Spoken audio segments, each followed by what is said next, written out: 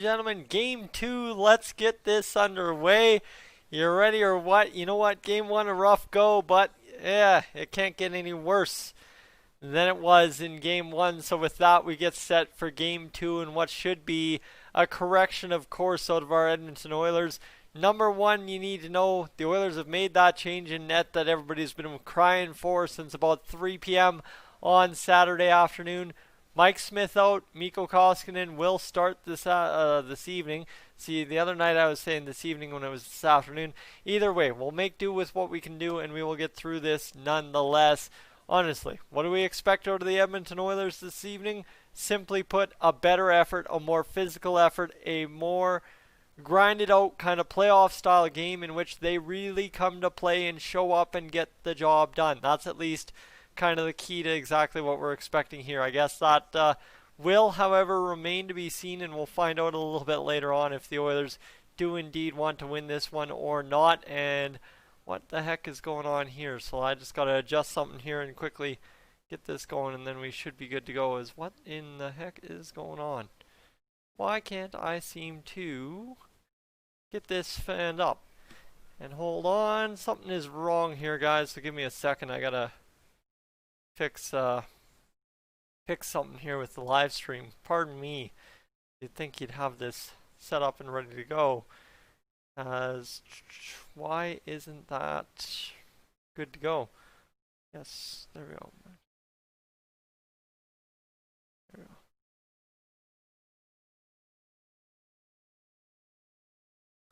we go. And what? There we go. Bang and save. Let me just see if this ends up changing anything here for us, and we should be good to go. As the stream just firing up a little bit weird tonight. I had a little bit of a background issue with it, so pardon me. I'm not seeing what I need to see. Save the live chat there down to 12 seconds, and we should be good to go. Guys, everybody welcome in. I don't have, unfortunately, right now the time to set this up, but we should be good to go here now, as that looks like everything is taken care of, hopefully, and we start crushing it here. As there we go. Perfect. Let me play an ad. I know ads aren't everybody's favorite, but I just need to know I can play them, so as we are good to go. As everything's right with my channel and right in the world. And let's get to it. Everybody tuning in. I know everybody tuned in earlier. Guys, thank you for tuning in prior to the stream and commenting. That means a lot. That really shows we're ready to go and geared up for what is going to be a good hockey game. FM, welcome in. McToads, Jim Rapp, Verexel, Tobias, Robert, Noah, McToads again, Rockin', Eoxa, Curtum, Tim, welcome in. And there we go. Everybody covered off here to start this. So, what we need to know, like I said, Koskinen is your starting goaltender tonight, ladies and gentlemen. That is exciting because Koskinen gets his first career playoff start tonight. And of course, after a stellar little debut in game one there, after coming in after 5 goals on Mike Smith, that is huge for us to see what Mikko Koskinen can do as a starter in the playoffs. Now, the only thing I will caution here is we know what Mikko Koskinen looks like when he runs out of gas. And if he has to carry us all the way through this playoffs, it's going to be very interesting to see what he does down the stretch as the playoffs wear on. All right, so if Oilers can't score 5-on-5 in the first half of the game, they're done. Curtum, I wouldn't necessarily say that. You know, at the end of the day, what the Oilers have to do is just work hard, because you're not going to score 5-on-5 if you don't work hard, if you don't win the physical battles, if you don't get grindy and greasy with it, right? Prime example, Sam Bennett's goal for the Calgary Flames today against the Winnipeg Jets. That is what the Edmonton Oilers need to do to score goals. Take it to the net, direct it at the net, and find a couple of bounces, because clearly after game one, whatever we tried there isn't going to work, so we need to do it a different way. And by that, I mean take it to the net and just hope and see what happens. James Neal's goal in game one, that's what happened there. So keep that in mind, that we can do it if we need to and just get it done. I know it's a power play goal, but nonetheless, same things apply on the power play as they do 5-on-5 if you take the puck to the net to try and score a goal. My goodness, that's probably the most ranting I've done all series long so far. All right, so Scott, welcome in. And what happened to Broberg? Ekerb, he is on the bubble team. He's just not in the lineup because you don't dress everybody. So we're dressing 6 D-men, 12 forwards, 12 forwards? Yeah, 12 forwards and 2 goalies. That's all we have to do, right? And did they release the lines? So far, I have not seen anything for the lines outside of knowing that Mikko Koskinen is the announced starter. Caleb Jones is taking warm-up. So that's interesting. Caleb Jones taking warm-up. Mike Smith comes out to start warm-up with no helmet on. Mike Smith did that. And Ryan Rishaug notes if he's ever done that or not before. Nobody's sure. So let's just see what else we got going on and then quickly get into the fun of it here. As ladies and gentlemen, it is going to be one heck of an evening again. You know what? Like, it was one heck of a game last game. Not the game we had hoped for, not the game we wanted, but it was one heck of a game. That's for sure. An eye-opener for us. They really need to shoot the puck, Robert. That's exactly. Take it to the net, shoot the puck, scramble the puck, and get the puck at the net as much as humanly possible in Game 2. And trust me, all our problems, all our scoring problems 5-on-5, they'll magically start disappearing very quickly. All right, so Todd, you're going all Oilers all day. Absolutely. McDavid needs to take it to the net. Yeah, you saw him do it against Crawford once last game, not twice or 3 times. And what happened with Clefbaum last game? He was awful, Tobias. He was awful. Same with Adam Larson. Coach rightfully so called them out. So it is what it is, and they'll hopefully be better. As Bumiel, you're going for the Hawks. That's fine. Go for the Hawks all you want. I'm not going to sit here and tell you not to. Hansa, welcome in. And Angie, welcome in as well. And I think they've allowed 21 total, including goalies. That 50-50 is massive. It is. So let me just quickly check here. I think it's on the EdmontonOilers.com website is how you get the link. So here we go. Info and tickets. I will copy the link. I know I said I wouldn't do this or promote it, but here you go, ladies and gentlemen. 50-50 tickets here. You can buy your 50-50 tickets right there on that link I posted in the comments section. So make sure to go check that out and find out what you can do. So let's see what we got. As you do have to be 18 plus to buy them. I should have pre-warned that as well. And Leaf, Cass needs to come out like a wrecking ball. Cass needs to have one of those games like he had against San Jose way back in the 2017 playoffs. He comes out and does that after a dud against Calgary, dud against Chicago in Game 1. Everybody, just play your absolute best. And guys, we can roll the Hawks here. That's the thing. I'm not sitting here saying we will roll the Hawks because you saw my little meltdown in the midway through the third period of last game. We don't need to repeat that by me getting all hyped up pregame. So simply put, you know what? Let's just go do our very best on the ice, because our very best, based on season standings, was better than the Chicago Blackhawks' very best. So that's again a little bit of logic for you in which we can do things. So hopefully we get this done. But yes, the 50-50, that is the topic of the night. Over $2 million for 50-50. So somebody is taking home at least $1 million this evening when it closes at 10:30 and the winners announced at 11:30 p.m. Mountain Time. You do also have to be a resident of Alberta to buy your ticket, so caution that as well. Now, while we are more Oilers oriented, we are an open group. If you keep it respectful, we will too. Absolutely, guys. No matter who you're cheering for, you could be cheering for Montreal right now. Keep it respectful in the chat. We'll have a good chat with you and we'll go along all the way. Unless you're trying to sit here and troll me, then I'll probably message you twice or 3 times and then I'll get wise and just stop answering. That's kind of the way I've tried to work at this playoffs. But I mean, I'm rusty too, right? It's been a long time since we live streamed 3 games in a week, and here we are closing it off with a Monday night, holiday Monday night cap. Work tomorrow is going to suck, but I've got my sleep pills ready to go and we should be good to go here.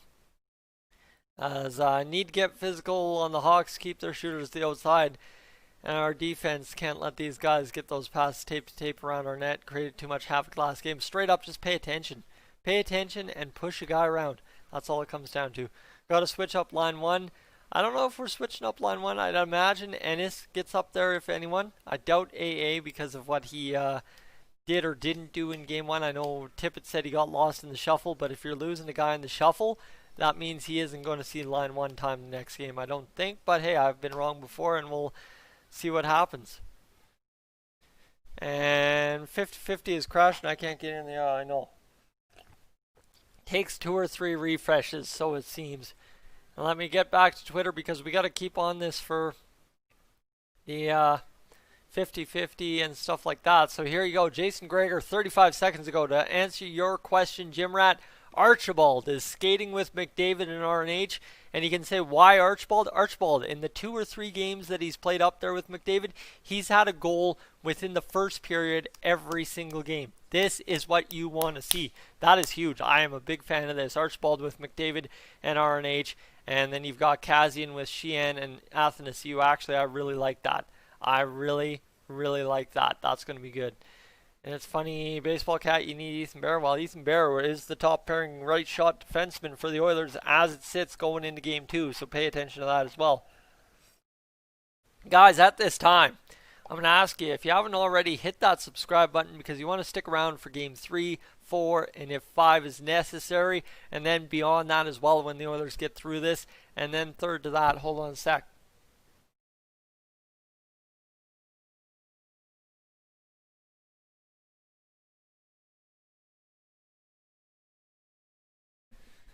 Okay, so it's just an interview, and then we got to catch where the Oilers are going to end up playing on which channel tonight. We'll figure that out in a moment here. But so Cass out of line 1, huge change. Archibald is great and works well with Connor, absolutely. And yeah, Tippett knows 100% what he's doing. Like I said, the few games Archibald has played with McDavid this year, he has gone up there and done some stuff that has impacted the game. That's for sure. And Caleb, welcome in. How's it going? Let's go Oilers. Well, we're going to find out how it's going right now. Just need to sit back, relax a little bit, and get going. And Tobias, I missed your message, but hope Nygaard is back soon. He can give some space for teammates. Absolutely. If we're going to sub out Athanasiou, I'd sub him out for Nygaard. Or if we sub out Ennis due to injury, whatever the case may be, it is Nygaard, the next man up on the wings, unless you've got somebody down at center, which is Haas then in that role. And Draisaitl, Yamamoto, Nuge were too good 5-5, and that's the energy we need. You see, the thing is, they're too good, but when you know McDavid's not going to do anything 5-on-5, you got to find a way to get something going on 2 lines. And Ennis, Yamamoto, and Draisaitl had a couple good shifts last game. They just couldn't create enough. Obviously, Yamamoto missing that backdoor tap, that could have changed the game wide open if Yamamoto didn't miss it, but nobody's blaming Yamamoto. So, right, just keep your head on a swivel, because that's going to be the interesting part of this series. Is you got to make sure if you're blaming one guy, you blame the whole team, because it takes a team to win in the playoffs. It's not one guy's fault, it's everybody's fault, and that's why I've kept it very team oriented. But that comes down from the top down, and that's why Connor McDavid needs to be much better this game. He needs to lead by example and do everything the Oilers did wrong, he needs to do right tonight. And that'll be the interesting thing to see if he does it for sure. So, big old chunk of cat hair in my mouth. Lovely. Ooh. Now I'm going to be all itching all game. And let's get to it as Mr. Pikachu. The Oilers better do good. Yeah, the Oilers better do good, but I think the Oilers will do good no problem at all. Now, why is this coming up weird? Is the stream good? And guys, can you hear me right now? Can you guys hear me right now? Hello? Can you guys hear me? I don't know what's going on here. It says I'm still live right now, so if you can hear me, let me know. It just said there was no audio there for a second. That's interesting, but sign of any Dadonov from McDavid Drexel. Where we'd find that money, I don't know. We kind of gave Darnell Nurse too much money. We have to pay Ethan Bear, and we have a couple other guys we're going to have to pay long term here. So here we go. Thank you. Thank you. Perfect. It said the audio just cut out there for a second. Balance between line 1, 2, line 3, 4 makes a huge difference. Only so many quality defenders, and more great lines stretch them thinner. Exactly. If Connor McDavid does what Connor McDavid does, all of a sudden we've got ourselves a whole different game, that's for sure. Hopefully Kazian is fired up, Garrett. I am hoping as well. If Kazian comes out a different man than he's been in the past few games, we will be dandy, we will be gold, we will be fine. And perfect. Thank you guys. Thank you for making sure that you can hear me, because straight up, like I said, I haven't live streamed too much from this place. This is only game number 4 that I will live stream from my buddy Troy and races. So we'll make do with what we can here. And of course, I'm gracious enough to be allowed to sit here and watch the live feed, not the Sportsnet feed that's delayed 45 seconds online. So at least we get to celebrate in real time and stuff. So that is good to go. Yes, absolutely. Sheehan is another man we still have to sign at this point. So, my friends, we're up to 91 views in the first 14 minutes of this hour. That is good. That is fine. Thank you so much, everybody, for tuning in and hanging out. That's the thing is, you know what, you think that many views. We're up to 35, and guys, that is the audience we normally have for the pregame, so that is good. Everybody's here. Everybody's getting ready as the Oilers play at 8:30, and they are going to be on Sportsnet 1, it looks like. You want to be on Sportsnet 1 at 8:30 for the Edmonton Oilers game, so keep sure to make sure of that, as we're 15 minutes away from puck drop at this point. It's going to be one heck of a game. I keep promising that. Hey, you know what? I promised it last game, and it was a disappointment in terms of being an Oilers fan, but at the end of the day, the stuff it gave us to talk about, it was no disappointment whatsoever. Here we go. I'm going to throw you guys an ad quickly, see if you get it, and then we'll be good to go. You let me know everything that happens on stream for you, and then we'll be good as... I'm just going to take a second to breathe. You know, it's going to be a long night. We're going to be in this for the long haul all night tonight.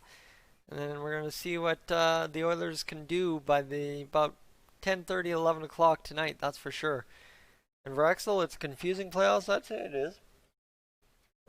It's been an interesting one for sure so far. The 12 seeds with a couple of wins, and then you have Cam Talbot making saves like that.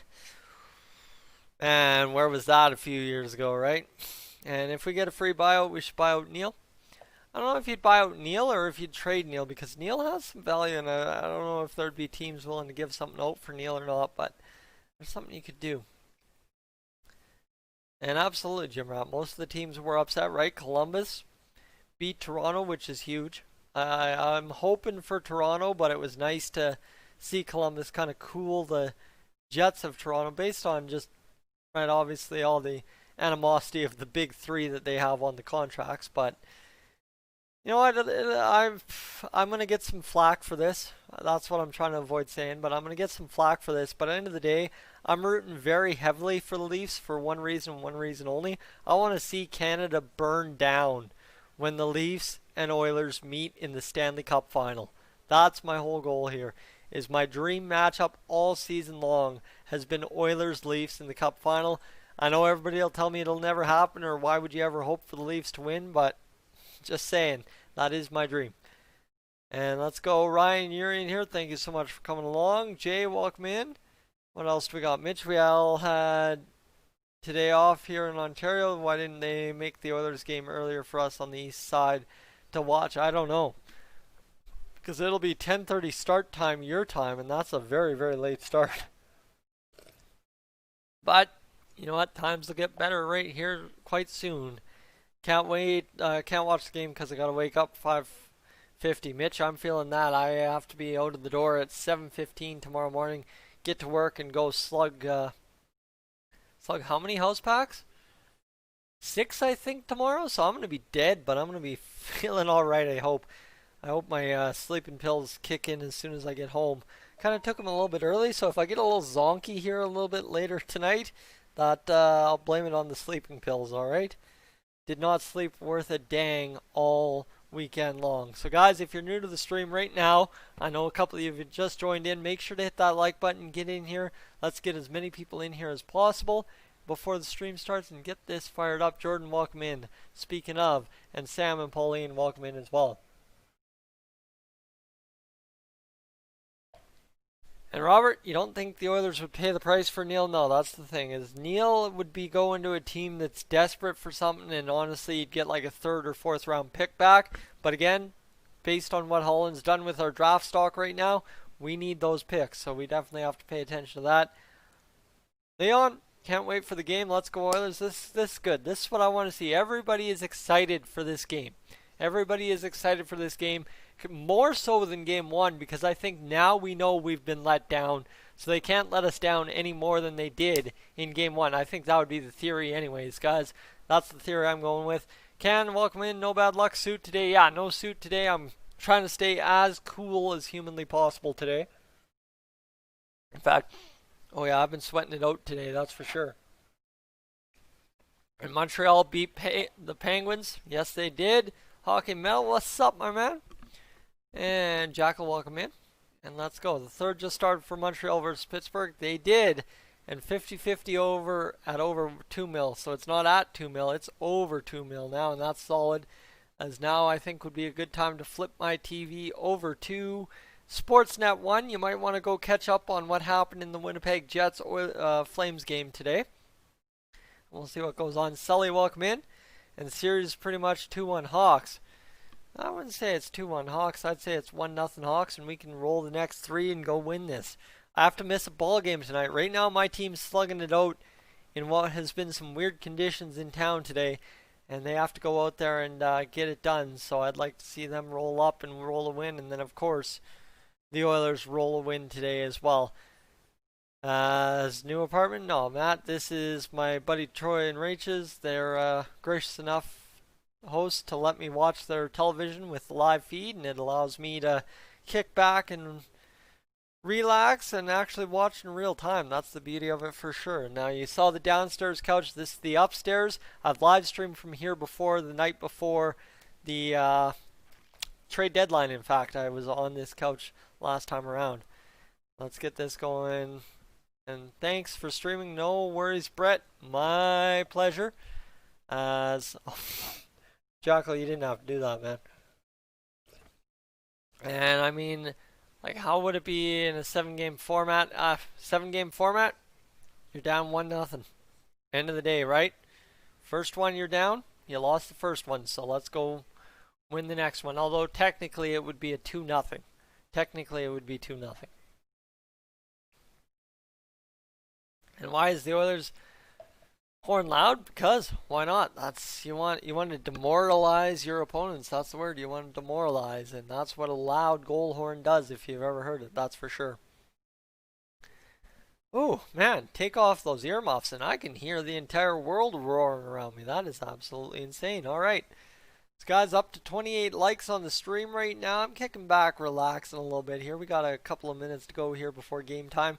Definitely hit that like button if you're new to the channel right now. Hit that subscribe button to stick around for more Oilers streams, right? We got at least game 3. We'll have game 7 or game 4, I'm sure. And then game 5, who knows what we'll be doing. Slow mode, yes. Slow mode, Matt. Make sure nobody can spam. If it's set to 12 seconds, that means nobody can put messages 12 seconds or fewer together, so that prevents the spamming, and that's good for us. And will we have to wait for the Montreal game to watch the Oilers? No. Please tune your television sets to Sportsnet 1. They currently have NHL in 30, which is the Winnipeg at Calgary replay. You want to quickly watch through that, and then at 8:30, bottom of the hour, they will have the Oilers game get on there. And all of a sudden, we'll be rocking, we'll be rolling Oilers hockey this evening. Brett, who's my all-time favorite Oiler besides Gretzky? Ryan Smith. That's a straight-up answer, right? If I'm choosing all-time, I'm choosing Ryan Smith. If I'm choosing now, toss-up between like a Connor McDavid, Leon Draisaitl, and a Ryan Nugent-Hopkins. And which Sportsnet is showing the game? Yeah, there we go. Thrill, no worries. Isn't it Sportsnet West? It will be Sportsnet West, but currently they have the Montreal-Pittsburgh game on, and because they are a regular network cable type deal for Sportsnet, because Sportsnet West is one of the main primary channels, they will not switch until that game is over, whereas Sportsnet 1 will switch right away. That's for sure. And Edmonton after game 1 was scary. Everyone was depressed. Yeah, it was a rough go after game 1. You saw my reaction. I wore my heart on my sleeve, absolutely, and I was actually very highly critical of myself. So you guys call me out on that. I know a couple of you did, and I appreciate that. But don't let me get there again, because that's not a pleasant place to be at 10:30 at night. That's for sure. Yamamoto is honestly one of my favorite players to watch. Yeah, Yamamoto, heart of a little warrior, right? Goes to work and gets the job done, and rather effective he is. So I'm going to quickly go fill up my water cup, go for a bathroom break, and I will be right back, and we'll get this stream underway.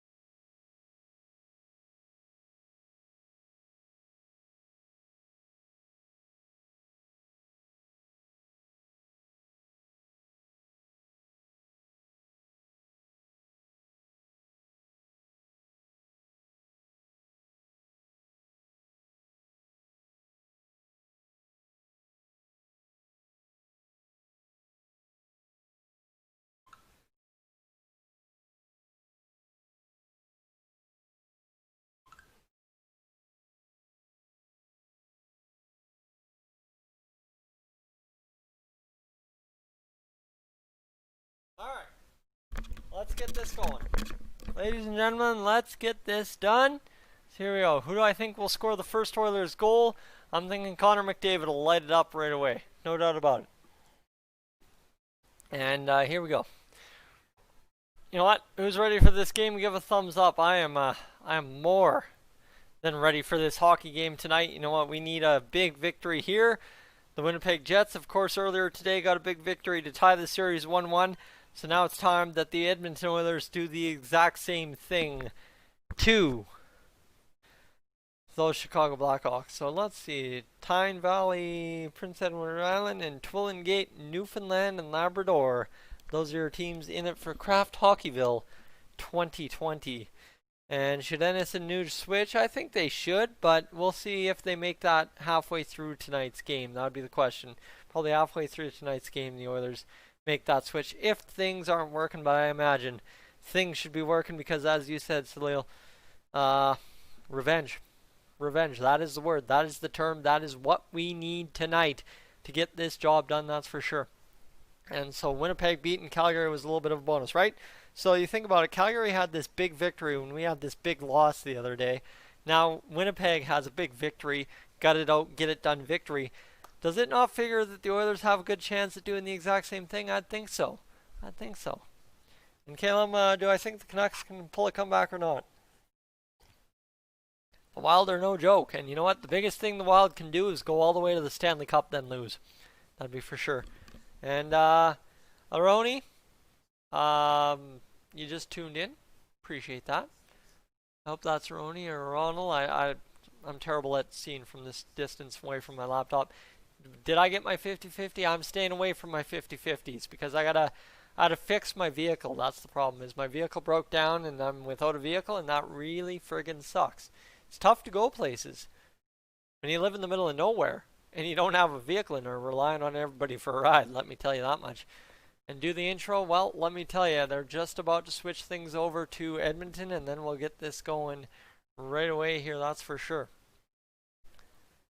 As gearing up, Sportsnet 1 for Chicago versus Edmonton. Game number 2. It's going to be good, it's going to be greasy, and it's going to be gold. And no scoreboard on the stream. I will switch that in a bit. We will get that going as soon as this game gets underway. Ladies and gentlemen, I'd like to remind you that we are currently sitting a total of 26 subscribers away from 7,800, which would be a lot closer to that total of the big old 8,000. So if you're new to the channel and haven't done it already, I'd appreciate it if you could hit that subscribe button and stick around for a little bit of hockey a little bit later on this week on Wednesday night, that's for sure. So here we go, ladies and gentlemen. David Amber ready to go. That is where I will end the ad. If you haven't already, hit that like button and let's get to this. Flip that for that, and you got a little sneak peek, and then I finally threw it on up there. I figure out what to do with my big ears there. And there we go, ladies and gentlemen. We are set for some hockey this evening. Edmonton Oilers ready to go. Robert, thank you so much. Remember, we appreciate this stream absolutely. As there we go, Robert. Thank you very much. We will chop that up. Another 50 cents for the Colby Cave Memorial Fund as I'm taking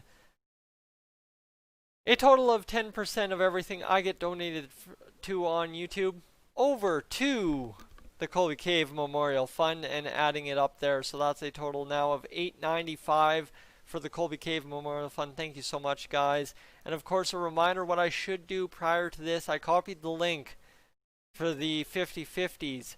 If you are so choosing to donate directly to the Colby Cave Memorial Fund, I would appreciate that as well, because that would not be a bad time at all if I can get this cat off me. And the link to donate directly to the Colby Cave Fund is right here. Here we go. If I can type. And that gets you going as the Oilers. Direct website for the Colby Cave Fund is right there, ladies and gentlemen. You're good there. And again, thank you so much, Robert. Appreciate that. As we are off and running with tonight's live stream, all of a sudden, I don't know what it's doing, but it's gotten 300 degrees hotter in the house. Might have something to do with the cat in my lap. It's not very often I get to sit with a cat in my lap for a live stream, but tonight we get to do it. And my friends, we're going to have a good game. Cassie Campbell-Pascal on my television set right now going through things. Maybe a good time to let me know how quick your feed is, because I want to know if we're going to be in tune with each other or not this evening. As now David Amber takes back over the set. Anthony Stewart, Colby Armstrong on the screen as well, alongside Cassie Campbell-Pascal, and that terrible graphic in the background that says the Chicago Blackhawks lead the series 1-0. Dominic Kubalik. That I'm struggling with that. If somebody could put the phonetic spelling of how it sounds, that would be fantastic, because I struggle with that. Kubalik. I don't know. Maybe guy scores 5 points and I don't know how to say his name. I'm a hack. All kidding aside, though, it's going to be a good game. Hopefully the Oilers shut him down handily and get this game going the way it needs to go, because it's going to be interesting to see if the Oilers can kind of get the Hawks off their game one high and show the Hawks what's up, that's for sure. Mr. Farrakhan, welcome in. How's it going this evening? Hope you're enjoying your browse across YouTube if you're just joining us. There's a lot of hockey to be watched on YouTube nowadays, and I appreciate everybody stopping by to tune into my stream, that's for sure. I'll keep that up. And I just want to quickly check to see who else is streaming right now. Who else got their things going, as everybody is focused squarely on those Montreal Canadiens and Pittsburgh Penguins. That's a heck of a matchup, because Montreal needs to get Pittsburgh coming out. And Brian, you love the channel coming from a Hawks fan. See, that's the thing, right? Is outside of Calgary fans and a couple of Leafs fans, I really don't have any enemies on YouTube, and it sucks that I'm going to have a whole playoff list of enemies now after things get going, that's for sure. All right. Oof. Voice cracking. Ready for the Knights to lose in the first round? I think the Knights are going to crush the first round, no doubt about it. I think the Knights are going to get it going. Call, don't text to get a ride home. Okay, perfect. Thank you. Appreciate that. RPG. Let's go Oilers. There we go. No Hawks fans? Oh yeah, Hawks fans all day. Everybody counts as a viewer and everybody counts as engagement, and that's what we're here for. We're here to celebrate the game. I know we're doing it from an Oilers point of view, but we're here to celebrate the game nonetheless. Rogers Place looking rather sharp this evening in Edmonton. That is mint. Look at that beautiful set of north side downtown Edmonton, or that middle zone between Nate and Kingsway, and of course the rink down at Rogers Place and McEwen. Now, let's see. Respect all fans, absolutely. And you're allowed to have any people's favorite team. Absolutely you are. And Koskinen gets the start. Absolutely he does. See, there's a lot of absolutelys here in the past few seconds, but yes, Koskinen gets the start, and that is very good news for us. We get to see what he can do in his playoff starting debut. He made his playoff debut last game, which is interesting because that's the key here. Koskinen now has playoff experience before his first playoff start, whereas Mike Smith, a lot of playoff experience in that playoff first start, went disastrously wrong. But Mikko Koskinen, you saw how the Oilers looked after he got in net. You saw how they responded. They were a much different team than they were with Mike Smith in net for the first 5 goals. That said, at some point when you're getting beat that bad, you have to step up and start playing good hockey, and that's what the Oilers did in that final 8.5 minutes of the third period, which was very nice to see, that's for sure. So for Exel, we've got this going. I just got to quickly check a message. And my goodness, I got to get on Chinese food delivery. Buddy just made $210 out delivering. That is nutty. All right. We are getting close. The guys are hitting the ice. Jeff, let's have a much better start and middle and end of the game. I like it. I don't know if the end can get much better. I mean, 3 goals in 5 minutes instead of 2. I'll take that all day, but right? You get where I'm going. Who's in net? Barnyard, it is Mr. Mikko Koskinen for the Oilers, and I believe I have not paid attention enough to my television set, but it is Corey Crawford in net for the Blackhawks this evening. Corey Crawford, a solid first game. I mean, he did give up 4 goals though, right? Not that Corey Crawford was much better than Mike Smith, only 1 goal, and if you eliminate Mike Smith mishandling a puck, you'd understand how Mike Smith and Corey Crawford had very similar games, although the Oilers didn't test Corey Crawford near as much as they tested the duo of Mikko Koskinen and Mike Smith. Let's talk Hawks. I really don't feel like talking too much about the Hawks. I'd like to talk about the Oilers all night tonight, hopefully, if we can. And let's see what we got. Per Jack Michaels, looks like a simple flip at right wing. Archibald up with McDavid. And RNH, Kazian with Athanasiou and Sheehan. Absolutely, there you go. So Tim's got you covered in the chat. And that is the big key, is Drake Caggiula also a lineup change for the Hawks. Drake Caggiula suspended for 1 game for an illegal check to the head of Tyler Ennis. And here we go. We've got the anthems underway. And let's get this going. Effort. Legit, Reed? Absolutely legit. Let's go. It's on. It is on Sportsnet 1.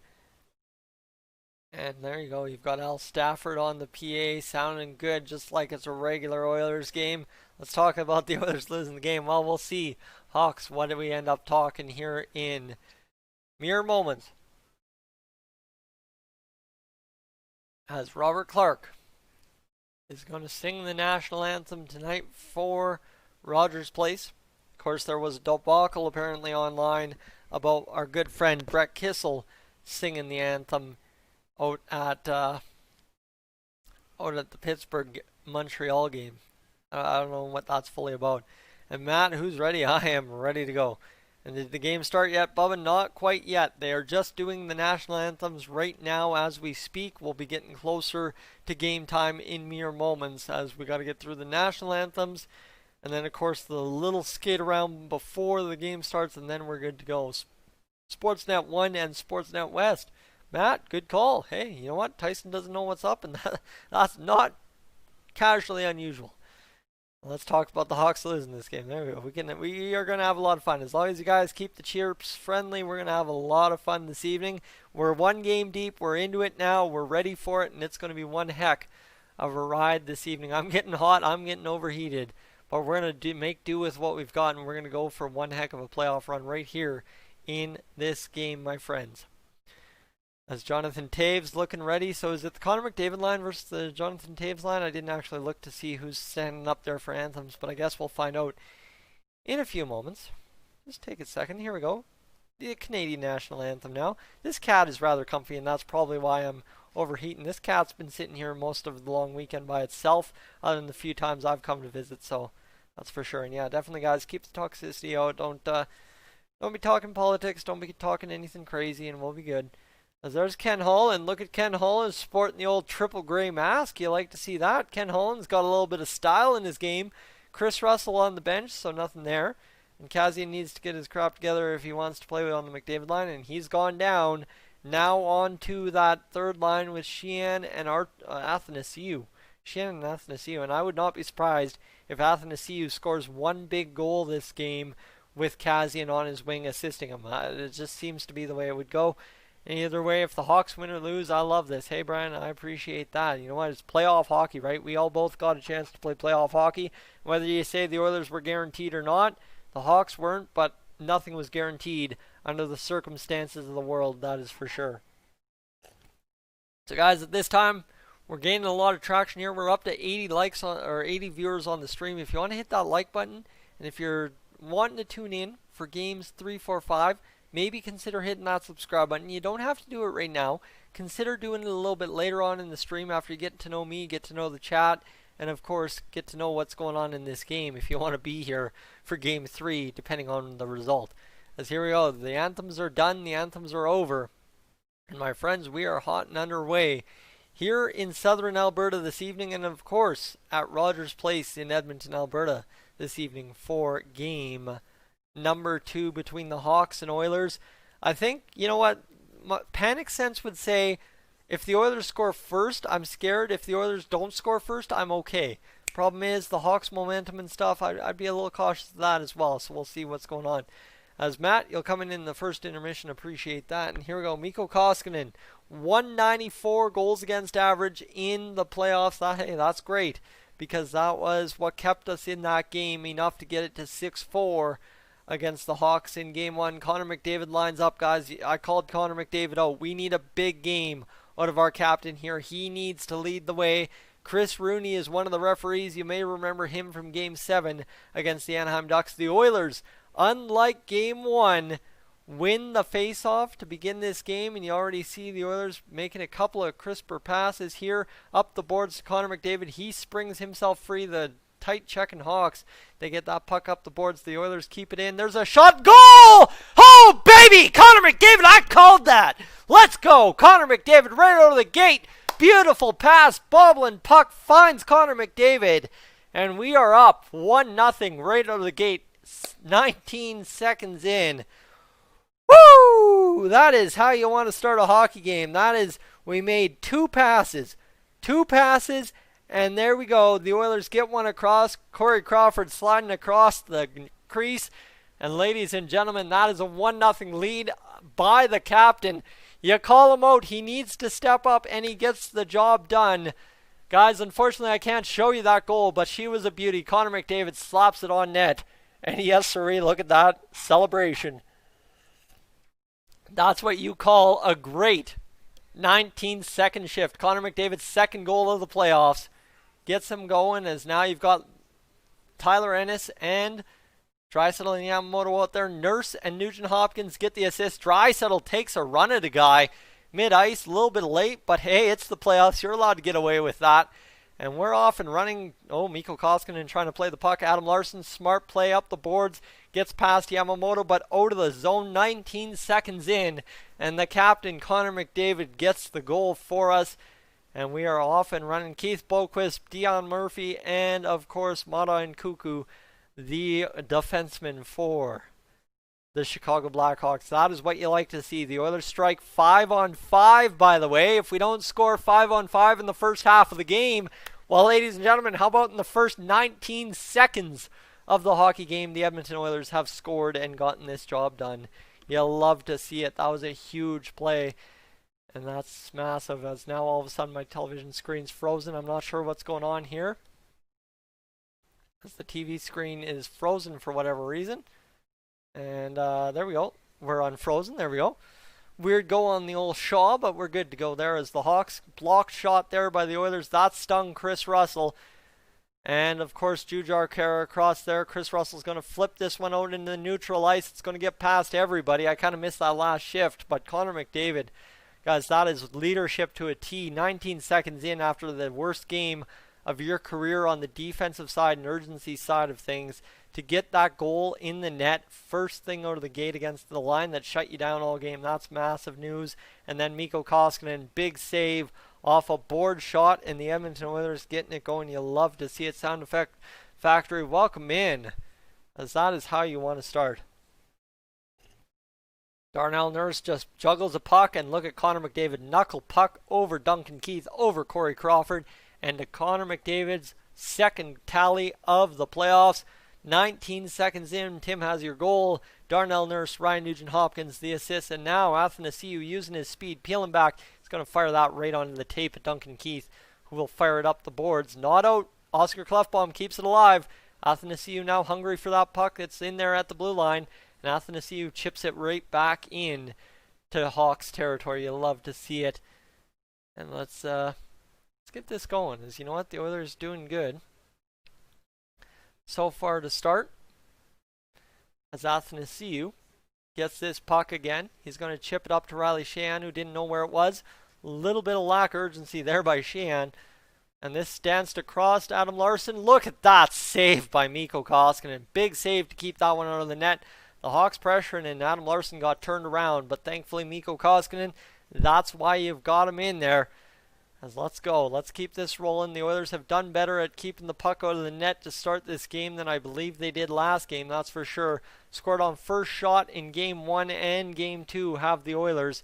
Look at that. They're keeping it into the neutral if they can't possess it and making sure the Hawks have to bar down a little bit more. And that's what you want to see. You want to make the Hawks not only work more physically against you, but also physically to get control of the puck in any facet of the game. So if it's bouncing around in the neutral zone, you'll love to see that the Hawks have to take that extra step back to gather up the puck.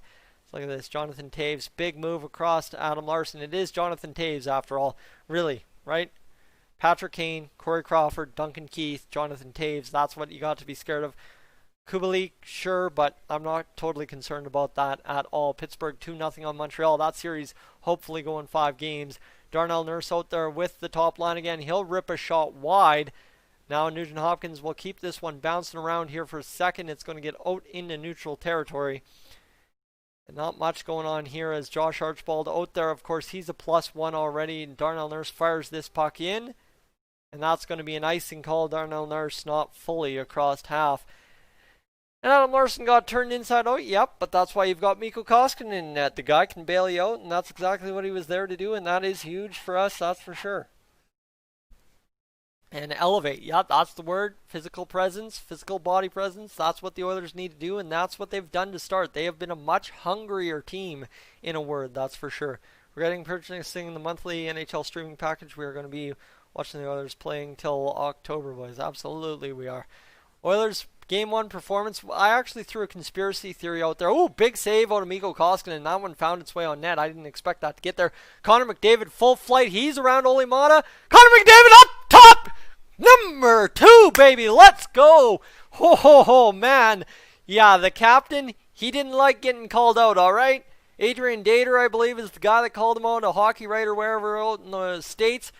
Oh, that is what you do. Don't call out Connor McDavid because, ladies and gentlemen, that is the result. Look at that. That is the Connor McDavid we know and love. Give your head a shake. That was silly. Whew. Captain Connor with 2 goals already. 2 of them back of the net on bouncing pucks. How does Connor McDavid control a puck like that? And top shelf, short side, over the shoulder of Corey Crawford. Connor McDavid ready to go. Game on. 2 shots, 2 goals, 3 shots total for the Oilers. We roll out the Draisaitl line. And my friends, if you had concerns about the Oilers scoring 5-on-5, leave it to our good buddy Connor McDavid. What a night so far, and now he just needs to play some defense and shut it down, and let's win this one like 4-2, shall we? Big save there. Koskinen, the rebound and the save. Koskinen looking all kinds of steady, and this is what I'm loving to see. This is a game unlike what we saw last game, right? Obviously, we went down 4-1 after scoring the opening goal of the game. Now we're up 2-0. Yeah, sure, it can go the other way in a hurry, but it's harder to go the other way in a hurry when it's like this right now. And that was some nice, oh man, that was a beautiful goal. And who got the assist on that? I know Tim will have it for me here in a moment, but this game hot and underway already. The Hawks, I don't know if they're just, I guess the Hawks just aren't ready for Connor McDavid, that's all. Called out Connor McDavid, you just aren't ready for that any game of the season, no matter who you are. Draisaitl now working the puck. He's going to wheel this one through, shoot the puck wide of the net. But what a gorgeous shot from the slot. Nugent-Hopkins with his 2nd point of the game already. What is that? It's his 5th point of the playoffs. My goodness, this is what I call a good start. And Rob, love to say your comment. I get where you're going with the Oilers and Leafs always crap in the bed. Just the language, we don't do that much, and that's going to be a power play actually. I thought when they dumped Yamamoto that was all fine and dandy as a net front battle, but dumping Yamamoto, he draws a power play, and now the Hawks are on their heels big time here. Connor McDavid ready to draw out there. He's going to draw in Nugent Hopkins' spot. You got Chase on the wing there. And the Oilers are going to get this back to Clefbaum after the win by McDavid off the faceoff from Draisaitl. Draisaitl loses this puck. The Hawks control it. They'll fire it down. That's fine. It was a crappy setup anyway. And it's a power play, and we are rolling here, guys. We are absolutely rolling all of a sudden as this one's going to be played to Connor McDavid. Back down to Clefbaum behind his own net. We have a minute 39 to work with here in the Oilers. Getting to work early and often in this game. Connor McDavid more specifically getting to work early and often. He gets pushed down here now. He'll go back to the point now. I think that was actually Nugent Hopkins getting pushed down to Draisaitl. Who knows? They've got this weird camera angle, and I can barely read numbers. So this one's going to go back across to Nuge. He's going to go down to Connor McDavid. Cross crease to, Draisaitl. Just can't bury that one. I think it hit a man in front. But guys, this is what you like to see. The Oilers out there working. I'd almost throw out the second power play unit here, but I don't think they're going to. That's not Tippett's style. But this is the start. This is the response we needed to get this game going the right way. Guys, if you're new to the channel and you want to hit that subscribe button because you want to hear more goal calls like that, I'd appreciate that. We're trying to hit 8,000, and if I don't ask for it, I know I'm not possibly going to get it, so definitely think about doing that. But right now, the Oilers still on the power play. James Neal now changed out there. Oilers have 4 shots. The Hawks have 4 shots. The Oilers, though, the big one in net with 2-0. Deb, go Oilers. Yeah, this has been a heck of a start, so let's keep going, Oilers. That's what I'd be saying. And Shawzy, you're getting it going. Salah, let's go. It's a huge start so far for the Oilers. Big one that we needed. This one across. The Oilers going to try and set up the attack here. They got 50 seconds to work with. Funnel it to the net. Goes up and over top of the net. Now Nuge with a shot off the stick of Crawford. Oilers quickly reverse it around to the other side.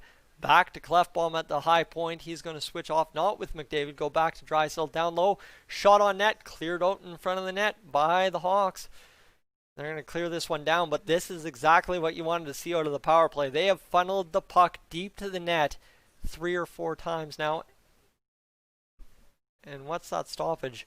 I don't know what the stoppage is for, but look at that. Get the puck down low. Unfortunately, it bounces off a Hawks skate right onto the stick. But you are not going to score unless you take the puck to the net in the playoffs.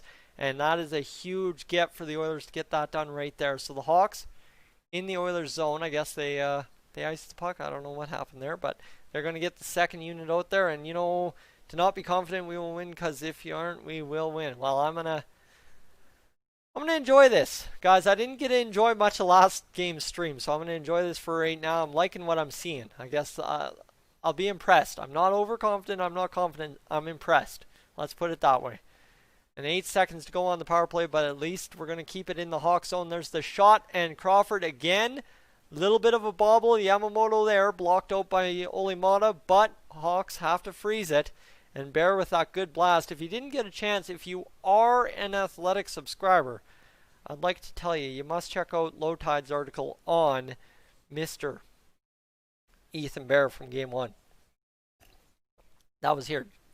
Huge. Alright, guys. Everybody's just chanting Oilers, keep it going, and that's what I like to see. The chat not falling apart, that's huge. As Oilers need to elevate, that's exactly what happened so far. There's another chance on Crawford. We have just plastered the puck into the pads of Crawford. That's the other key. We've kept it to the pads and gotten a couple second chances. And I know if you caught me in the pregame or in that video, bad giveaway by Ethan Bear. That one almost hurt, but look at that recovery by Bear to get it out of the zone, then pushed ahead by Tyler Ennis. And that's how you recover from a mistake, that's for sure. And Edmonton McDavid versus Hawks, 6 straight playoff goals with McDavid. Yeah, absolutely insane for McDavid at this point. And more effort. Keep it going. Don't max out, but play as much as you can. Elevate above the Hawks and just do what we can do. And obviously Connor McDavid's done that so far. As Athanasiou up the ice, he's deking, he's dangling. Athanasiou misses wide on the backhander. That was a beautiful effort. You thought Jonathan Taves turned Adam Larson inside out. Talk about what Athanasiou's done. Absolutely nothing while being an Oiler. That was a beauty of a move by Athanasiou to take it to the net. You'll love to see it. Good effort so far from the Oilers. They're battling on the boards. There's Athanasiou throwing a hit. Kazian's doing what he does, tying up pucks. Kazian's getting back there. He's going to reverse this or run around, and Kazian looks more engaged. Like, I'm loving, absolutely, I'm seeing everything 5-on-5 out of the Oilers. You absolutely should.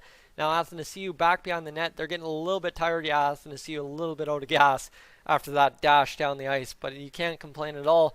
Always thought Archibald would work good. He has. Archibald has in the past, scoring 2 goals in 2 games after being put up with McDavid in a couple different games, when I think Kazian was suspended, in fact. This was a max effort start to this first period, the first 9 minutes, that the Edmonton Oilers can be very, very proud of to start this hockey game, that's for sure. Trying to pull off a McDavid breakaway. It was a beauty of a move. He just missed wide on the backhander, but look at this. The Hawks not even sure the puck's coming to them at this point. That one's going to hop over the stick, and that's going to be blocked away by Ethan Bear, who got beat, but turned it around with the stick, and that's a goal for Patrick Kane. And again, ladies and gentlemen, it's 2-1 for the Oilers now, but again, you have to look at the defense that's on the ice there, and just kind of the play they made. That one was rough. Yeah, Kane scores. But what do you do? Let's watch this one. It kind of breaks down here. Nurse gets beat. Bear gets beat. He blocks it around. And again, same thing as last game. The defense not keeping their head on a swivel. Nurse the man in front of the net. Thankfully, he didn't go to a knee, but he just... he did go to a knee. That is why. That is why. And I don't think Kane's about to open it up. I think Kane, if he tries to open it up, is going to get shut down pretty hard. Based on the Oilers' effort so far, that's the Hawks' first goal of the game. 6 shots in. The Oilers have 8 shots. And they have a total of 2 goals, both by Connor McDavid. Assists to both Nugent Hopkins on that goal, both times over. But, you know what? All right, good little calm down. You never get too high, never get too low, right? That's always what we're saying. I think this is a perfect example of it. Now it's a 2-1 game. Oh, chance in front, shot on goal, and again, the Edmonton Oilers taking the puck to the net. I am loving this. Guys, I am absolutely loving this. You turn your head away for a second. You turn your head away for a second, and it's good. And I'm not blaming Connor McDavid at all on that one. And Darnell Nurse, you got to be aware. It's the same thing as Oscar Klefbom last game. You got to be aware in front of the net. And you see Darnell Nurse had his eyes focused to the boards, not the man trailing. I'm sorry, you got to pay attention. There's guys in front of the net if you're the lone defender. Here we go. And what do we got? Getting nervous. Oh, guys, don't be getting nervous. If we're up 2-1 and you're already falling apart, I'm going to tell you. And here we go.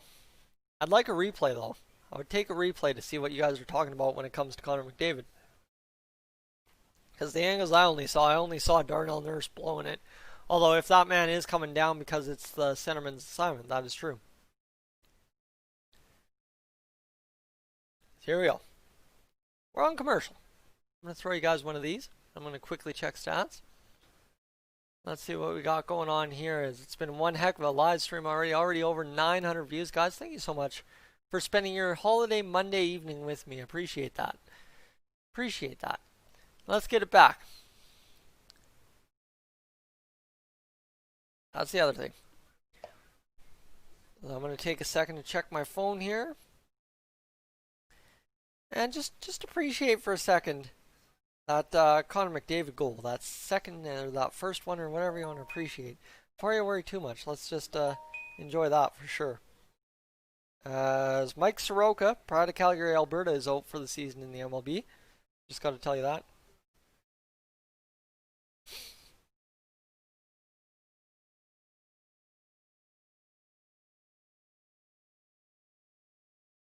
Alright, so let's get this going. Connor McDavid. Look at this. Bang right there, back to the net. And that Connor McDavid shot was half effort right there. Top speed, 38.5 kilometers down the ice on the second goal. And just give me a replay of that Kane goal one more time. Oh my goodness, I don't even know what's going on with that camera angle. Let's get this going. Just want to see them play solid defense, then we can relax. Exactly. If we tighten it up. And again, blame McDavid, blame Nurse, both on those plays, whatever you want to do. But it's still a goal against. That's the problem. So right now, we'll keep it going. But there's Tyler Ennis getting it up the ice to Leon Draisaitl, who had a 3-point night the other night too. Now the Oilers back in the zone, 5-on-5. That one hits Ennis in the skate blade, comes right back to him. He goes back to Draisaitl. It's going to go across to Clefbaum. Shot goes around the boards, and Larson's in the middle of the ice where he should be, so that's good. And no, absolutely, Andrew, I am all for it. I just need to see the replay to see where McDavid was, because I straight up didn't see McDavid, but if it's because he went for a line change or something, that'd be good. But somebody can get me a link to a replay on that goal, mint. I will be more than inclined to agree if I can get a replay as to what was going on in front of the net. Steve, thanks for running the commentary. Stuck at work here in New Zealand, but ain't able to watch the boys play. Hey, you know what? I'll keep you in check for sure.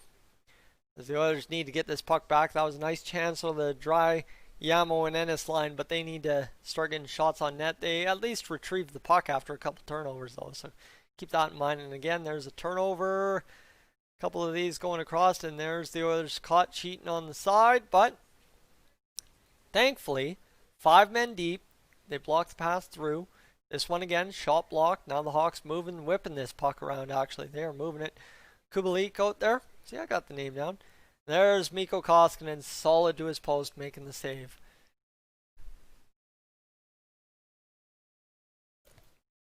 Well, Andrew, if he was with Kane, if he was right on Kane's tail, then McDavid's not to blame. If he was with Kane, but right, show me the replay so as I can make of what I will, and I'll tell you what's up.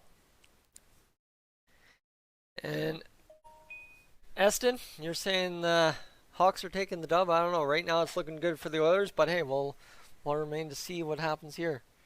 As there we go. I think Tim's got me a link to the replay. Just I don't want to ever mess around with on my laptop because always the camera shakes and stuff like that. So let's see if I can get a replay here. Video. Perfect, Tim. Thank you. And tell me I don't have... Here we go. Let me mute that. Okay, so... Oh, yep. Hold on. Let me rewind this one more time. Let me rewind this Connor McDavid goal one more time here, and we'll tell you what's up. Yeah. So Connor comes... If anything, Connor just didn't come down with the urgency on the stick, but, again, kind of slowed up.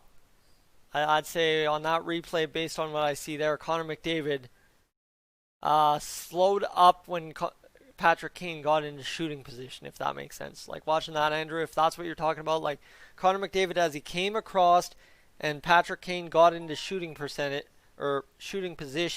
Connor kind of slowed up and then kind of peeled off once he made stick contact. That's what I'm looking at right there. Skates right by him, yeah. So he makes stick contact and then out the other way. That's where he went. So no, that's fair. That's fine. Happened too fast on my screen for me.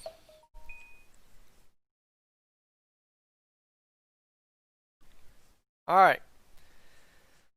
So what we got here? Should have taken him, yeah. Instead of just going for the stick, should have pushed him. And again, we'll take that. Alright. I stand corrected. Kate, welcome in. Edmonton is taking this. Gavin, we are hoping, my friend. We are hoping that Edmonton is taking this. And that cat has been shedding all weekend. And now I just touched my face. Here we go. Let's go see this. 8:24 to go in this first period. As now up the ice. Boquist is going to transition it back to Keith. They've seen a lot of ice time here in this first period just by the eye test. He's down the ice. Sheehan doesn't get a chance, but that means Athanasiou's on the ice as well. There's a shot on net, and there we go. That is what you want to see, my friends. That is huge. That is huge. Just joining on. Looks like a good score. I don't know. And I wouldn't say McDavid's on another level after getting to watch that replay again. The same problems as last game. Scoring goals, making plays offensively, but floating defensively. And I credit Tim for that word because floating was not something I'd use to describe it. But floating is a very good term for what Connor McDavid did on that last goal by Chicago's Patrick Kane. But I just love that the Oilers are not afraid to take that shot from the point this game. They're working it, they're shooting it, they're throwing it as much as humanly possible. They've scored 2 5-on-5 goals, so I guess give some credit to Connor McDavid for doing that. But yeah, it's good to go here. All right, Adam Larson, let's get this going up the ice and in a hurry. Clefbaum, oh man, Clefbaum's been having a rough series. Need Clef to step it up a little bit here. There we go, Lars. There you go. Take him by the numbers, but push him into the boards instead of hit him into the boards. You like to see that. And who do I got for this game, Gavin? I'm taking the Oilers all game. I take the Oilers every game. Win or lose, I take the Oilers. If the Hawks win, I'm not doing a Hawks game review. I'm doing an Oilers game review. Here we go. There's going to be a blast on net. That one's going to sail up and over top. The Hawks control it. Kane's going to be there. You've got McDavid in the center of the ice. Stay there, McDavid. Stay there. Stay there. And McDavid's going to lose Kane for a second here. He's going to center the top of the net. Now McDavid, come on. Get engaged on the boards, man. Get engaged on the boards. He peels that puck out. But they're going to call that doing a high stick. Yeah. Thomas, looks like the boys moving their feet today. Didn't see much of that in the first game. No, we didn't. But it is very frustrating to still see McDavid hesitant to take that extra little bump into the boards and get the job done there. I don't know what he's doing there. And Aston, appreciate that, my friend. Definitely, guys, if you haven't already, hit that subscribe button. Would appreciate that as well, if everybody could. And here we go. Let's keep this rolling here as this is going to be moved up by Darnell Nurse. He's going to fake the slapper, move in on net, shoot the puck, and there we go. Second chances, my friends. Second chances, second chances, second chances. Again, directing it towards the net. I am loving everything the Oilers are doing offensively here in this period. 11 shots already, which by the Oilers standards is huge in the first period of hockey. Now Leon Draisaitl is going to carry this one in. He gets cut off. Should have passed it to Yamo, but not that Yamamoto had much of a better angle. Darnell Nurse there. He'll get it going. Ethan Bear, he's going to get this going. And somebody remind me at the end of the stream that I was blaming Darnell Nurse for the blown coverage by McDavid. So as I can mention that in my post game, that'd be great. As Ethan Bear is going to move this one up the gut. And look at that. That's a perfect deflection play. In by, I believe it was Kara. Now James Neal down below the boards. It's going to go across to Chris Russell. He'll fire the shot. And again, through traffic, it gets on net. Now, shot on net. Patrick Kane on a breakaway, but it's a big stop. Big stop. And an autographed Zap photo. Oh, man, I'd have to get a good one of her, eh? All right. First period, 5:30 to go. That was a huge save by the Oilers goalkeeper Mikko Koskinen. And yeah, you know what? End of the day, getting blown by on that by Patrick Kane, that's going to happen. So I'm not too worried about that, I don't think. But I mean, correct me if I'm wrong on that one again too, based on what I saw. 5:08 to go, first period, 2-1 Edmonton Oilers, 12 shots to 8. You'll love to see it. Michael, welcome in. I think it's the first time I've seen you in here this evening, so I got to make sure I mention that.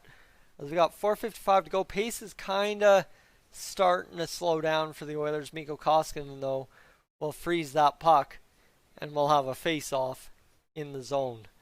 So a good period. You know what? I really quite enjoyed what we had going there early, and I've really enjoyed that we've steadied it out, right? Yes, Patrick Kane's had a couple chances, but when Patrick Kane's the only threat the Hawks have against you, you're doing all right, I think, in my books anyway. That's what you like to see, as this one just gets past Chris Russell. But look at this. Chris Russell keeps him to the outside with that stick. And Patrick Kane can't believe he didn't get a slashing call or anything. But come on, Kane. You really think you're going to get a slashing call on that? That was a pretty standard defensive play. This couch is a little different than the other one. Give it a little bit more back support if I want it. That's for sure. Connor McDavid out there. Love to see him bury a third one. And now what are the refs talking about? As they're not sure what's going on here. This one's going to be shot on net. Big save there by Koskinen. Once again, he's made 8 out of 9 so far. The Oilers trying to get this one back. And there's, oh man, you love to see it. Connor McDavid getting down low. You love Connor McDavid below the hash marks playing defense. Look at this. Get into the boards there, McDavid against Kubliak. It's not going to happen. Connor McDavid staying within a little tight circle. I'm liking what I'm seeing on this shift. Clefbaum a little bit asleep there as well. Now you got this going. McDavid getting it going there. You like that? You like that? Let's keep this going, boys. I'm loving this shift. You know what? We're getting run around in our own zone a little bit, but look at the Hawks. They're not getting it to the center of the ice.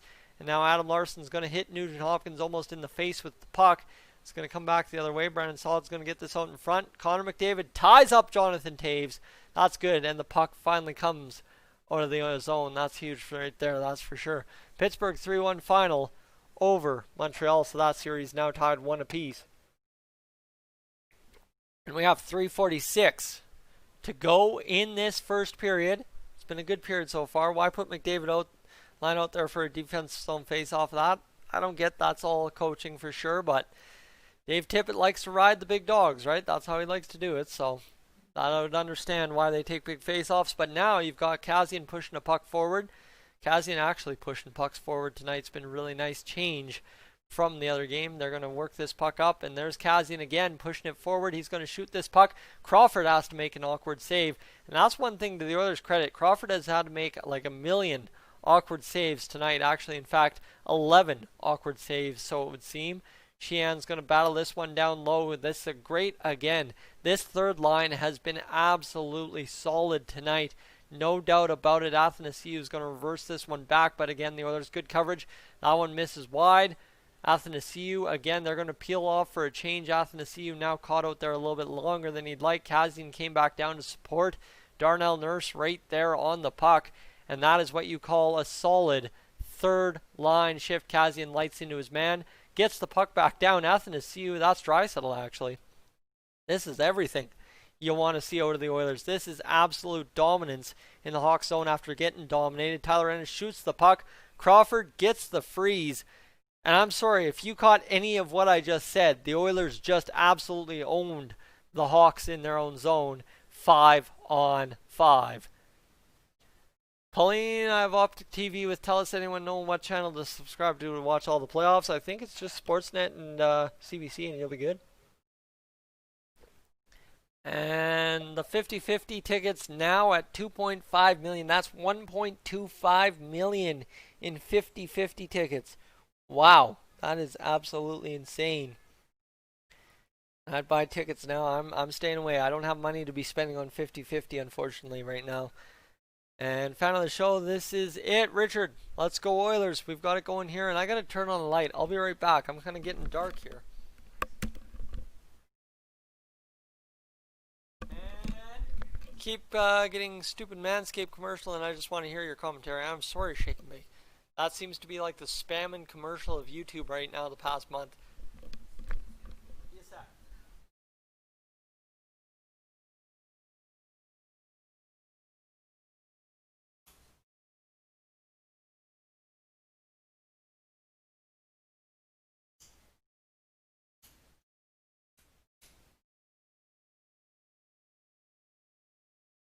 A little bit of light. That should look a little bit better, I hope. We should be good here. Anyone have a link to the 50-50 tickets? Give me a second. Let me get you the link to the Remax Online 50-50 ticket. Copy the link address, and let's go. Get your 50-50s. Ladies and gentlemen, get your 50-50s.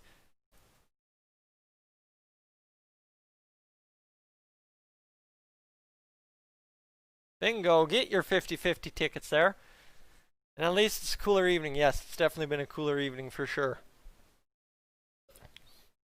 Mikko Lainonen, 1982 versus the Philadelphia Flyers, holds the record for most points in a playoff game by a rookie. Those are facts you need to know. What was that, Ennis? Hey, it was a good effort. He got the puck on net. I'm not going to complain about that. Good pressure, absolutely. And now this cat is in my face, and now I'm scratching. Cat, please don't scratch me. Thank you. Thank you. Good kitty. Because now you got Ennis going here. It's going to be Ennis, Yamamoto, and Draisaitl after the TV timeout. And now you got to see 1:58 to go here. Benning stands up his man. Another big hit in this one. Loving what we're seeing. This is good to go. This one's going to be moved ahead. Nothing happening here for the Oilers. Patrick Kane's going to dance in.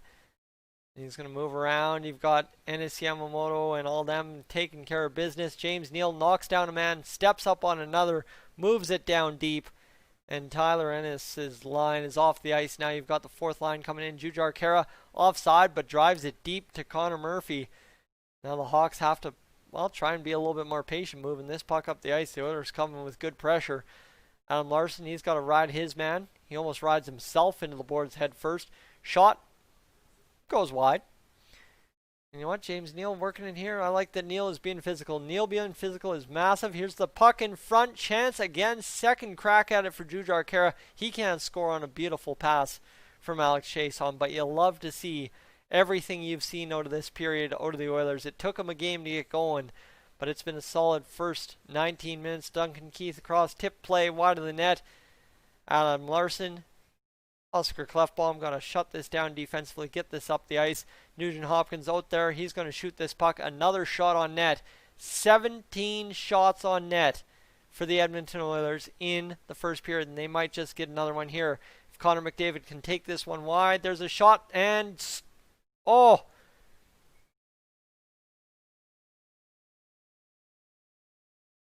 Where did that go? Where did that go? That was a massive shot by Nuge. And look at that. Big hit by Matt Benning. The chance for Alex Chiasson's backdoor pass to Jujhar Khaira, which taps the pads of Corey Crawford. And then, now you've got the chance from Nugent Hopkins that didn't get buried. I guess it was crossbar. That would have been beautiful if we could have scored to make it 3-1, that's for sure. Change the fortunes on the Hawks a little bit going into the second intermission, or first intermission in this one, ladies and gentlemen, that's for sure. So here we go. Nugent Hopkins in the face-off draw. He's going to win this one forward to Connor McDavid. Okay, that's not something you usually see in hockey, but we'll take it. And there we go. Archibald, heavy on the boards, gets it going. Now you've got McDavid heavy on the boards, keeping that puck in. He's dancing with that puck. They'll get it back to the point. They're going to rip this shot. Goes wide. 10 seconds to go. Mad scramble in the corner is going to be worked down to Archibald. And 1 second to go, and that is it. That is all for that first period. I don't think we saw any missed penalties there from Chris Rooney or anything. So all in all, a pretty solid little first period out of the Edmonton Oilers. Problem is, they're only up a goal after it. Crawford is getting on my nerves. Crawford's had an alright game, but he's had some awkward saves, and the Oilers have definitely been pressuring him well. So there we go. That's a solid first period for sure. And loyalty, Benning is beauty. Benning stepping up. You'll love to see that, that's for sure. Now what we need is a solid period in the books in the second to hopefully put this game into overdrive in the third period.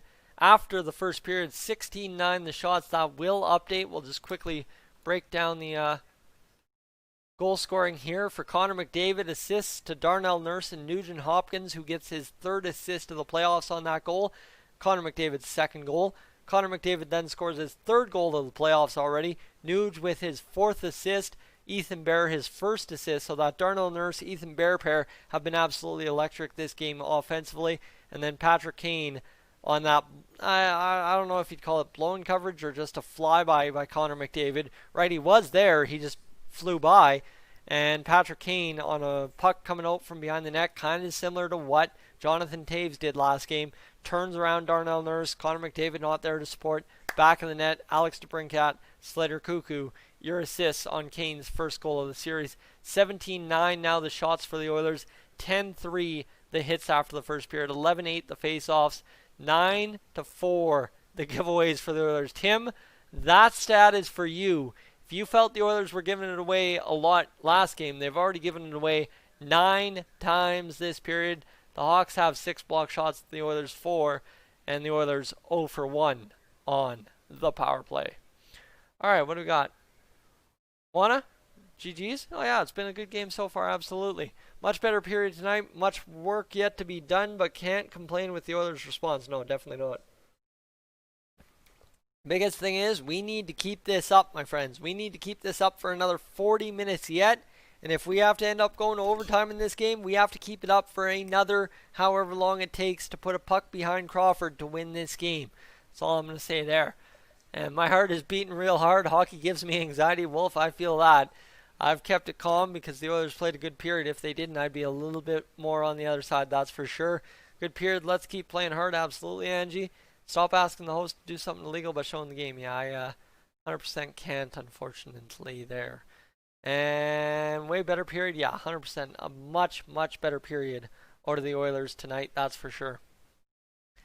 And unleash the mutton chops. Hey, my mutton chops going. Kazian's mutton chops need to get going, and we'll be good to go. Good period. Keith is nuisance. Oilers are starting to notice that the Blackhawks love the rush after a change or a turnover. They're back skating quick. Dry needs to score and get himself going. Dry's had 3 points already. That's the thing. Dry's had a quiet playoffs, but he's already got 3 points. And look how Nugent Hopkins looks. Yeah, Nugent Hopkins with the greasy little stash. He's looking good. And Kane's going to score now and then. Just shut down the Taves line. 100%, right? Keep Kubalik off the board, and I think we're going to be fine as long as guys aren't getting 5-point nights against us. But Connor McDavid, look at this. He's looking for that play, and then all of a sudden he finds it, and he's gone. See, that's the problem with McDavid. Is just a little guilty of doing that in the wrong times, what he did on that second goal. But hey, you know what? We'll take what we can get as long as it looks like it's going back in the net. So let me just quickly get you a couple stats here. You know I'm a stat head.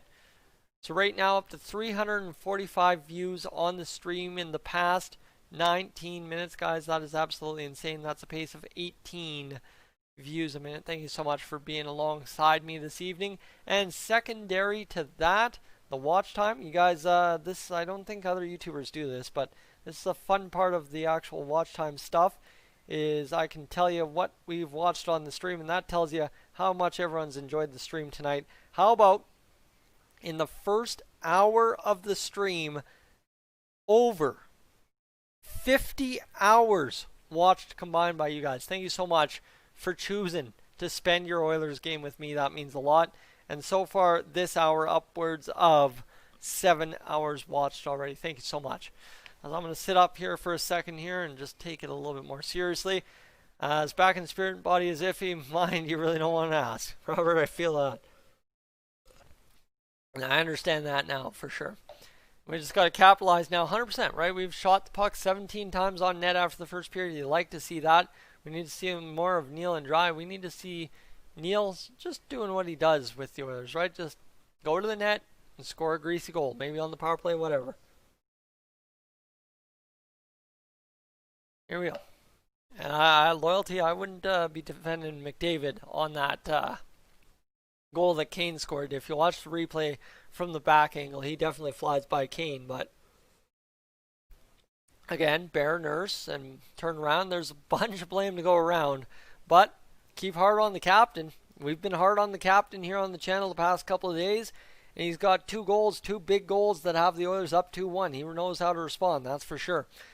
And I just hope they keep playing this way for the next 40. I really hope they do too. That would be massive if they could. And let's see what else we got. Do you show the game too or no? Robin, I wish I could, but unfortunately I cannot due to copyright. And Brett, as a Golden Knights fan, I hope to see the Oilers have a playoff series against us because the regular season matchups were so close. Hey, I can hats off to that, and I'll drink to that. Even though it is just water. First game in forever, they've outshot a period at the end of opponent at the end of the first period. This is true. That's a big one. And am I shocked Calgary lost today? No. Winnipeg's a very good team. Despite what anyone says about losing Scheifele and Laine, they are still a very, very good team and a very, very scary team, that Winnipeg team, because they got heart. That's the big thing. That is what Winnipeg has. So I'm just quickly checking a couple things here, guys. Going to throw you an ad quickly and get over to Twitter for some reaction, and we'll be good. Hawks like to rush, so we show them how physical the Oil can get. That's the key, right? Shut them down, slow them down, be physical.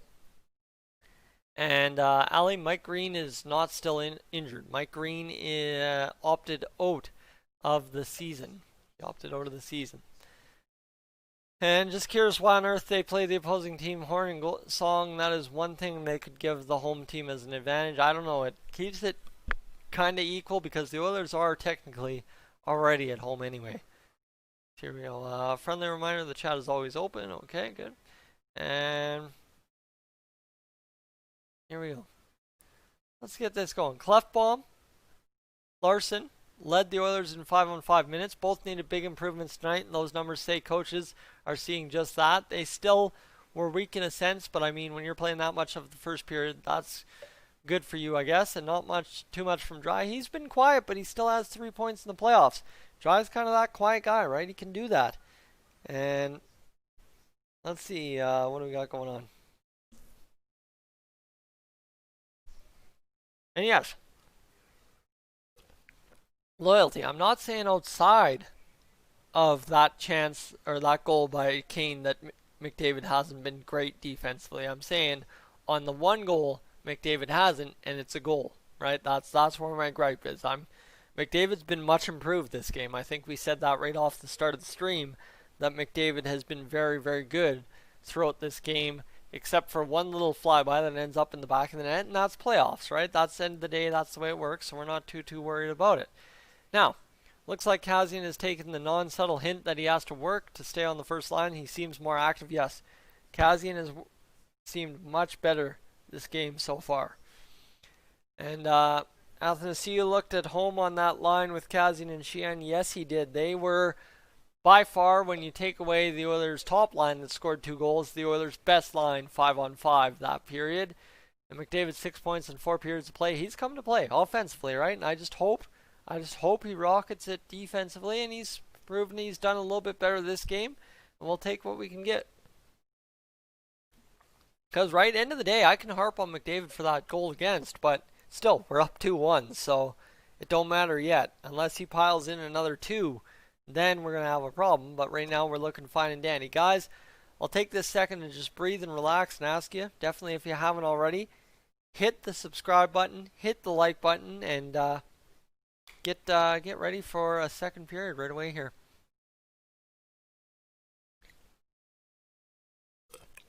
And loyalty, clearly you and I are not watching the same replay. That's all I'm going to say, is because Bear's on this side of the ice, Kane's on this side of the ice, Darnell Nurse is here, and McDavid flies like this. That's clearly you and I aren't watching the same thing if we're just not communicating the right way here. And ESB, I'm not complaining. I'm just saying I'm assessing. And the only reason I'm assessing it so much is I got corrected. I stood corrected, so I got to make sure I make it available, right? I have to stand there and own it. All right, what do we got here? Jordan Kassian needs to throw some serious hits like he did in the San Jose series, absolutely. If he could get the body going in that San Jose series like he needs to now, we'd be a much different team. He did have a nice little hit in the corner early in the first period. That was good to see, one of the first good shifts.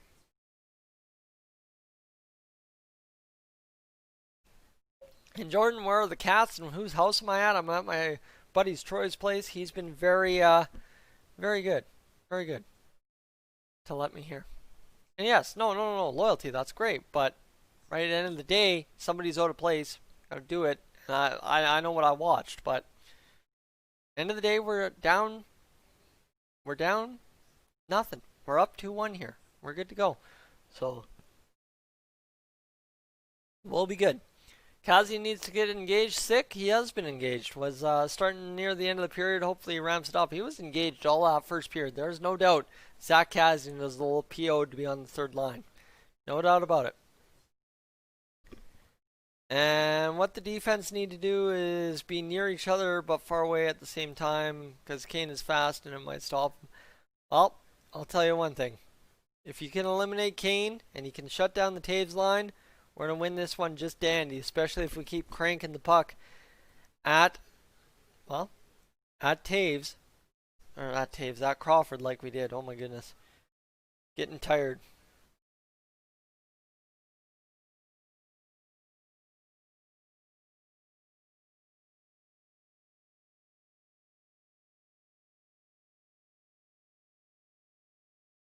Alright. Can I just say how, Jordan, you saying how awesome it is hockey is being played in August? I'm hating it. It is way too hot in here to be live streaming hockey, but we're doing it. We're going crazy. Alright, they're doing the highlights, so we should be close to the end of the thing. I'm going to dip out for a bathroom break, fill up the water cup, and we'll get this going. Oh.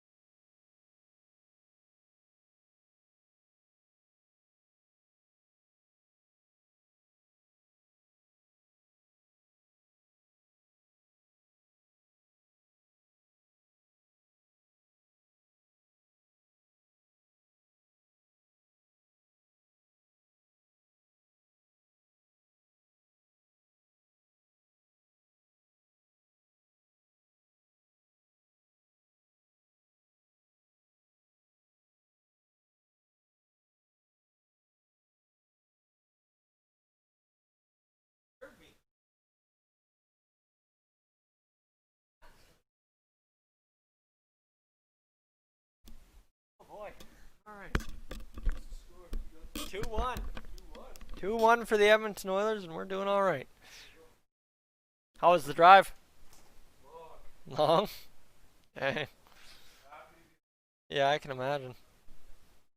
You had Rob with you? Oh, okay. All right, ladies and gents, let's get to this. They're talking all about the old Vegas game there. Let's here we go.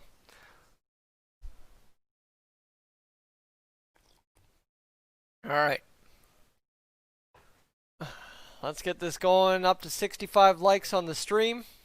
David Amber on my screen. So now it looks like we're going to go to Connor McDavid, who looks rather either gassed or what are we reading there for a facial emotion?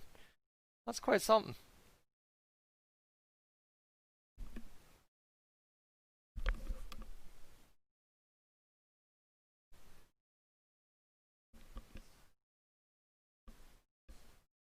Hold on, I'm just listening to this interview.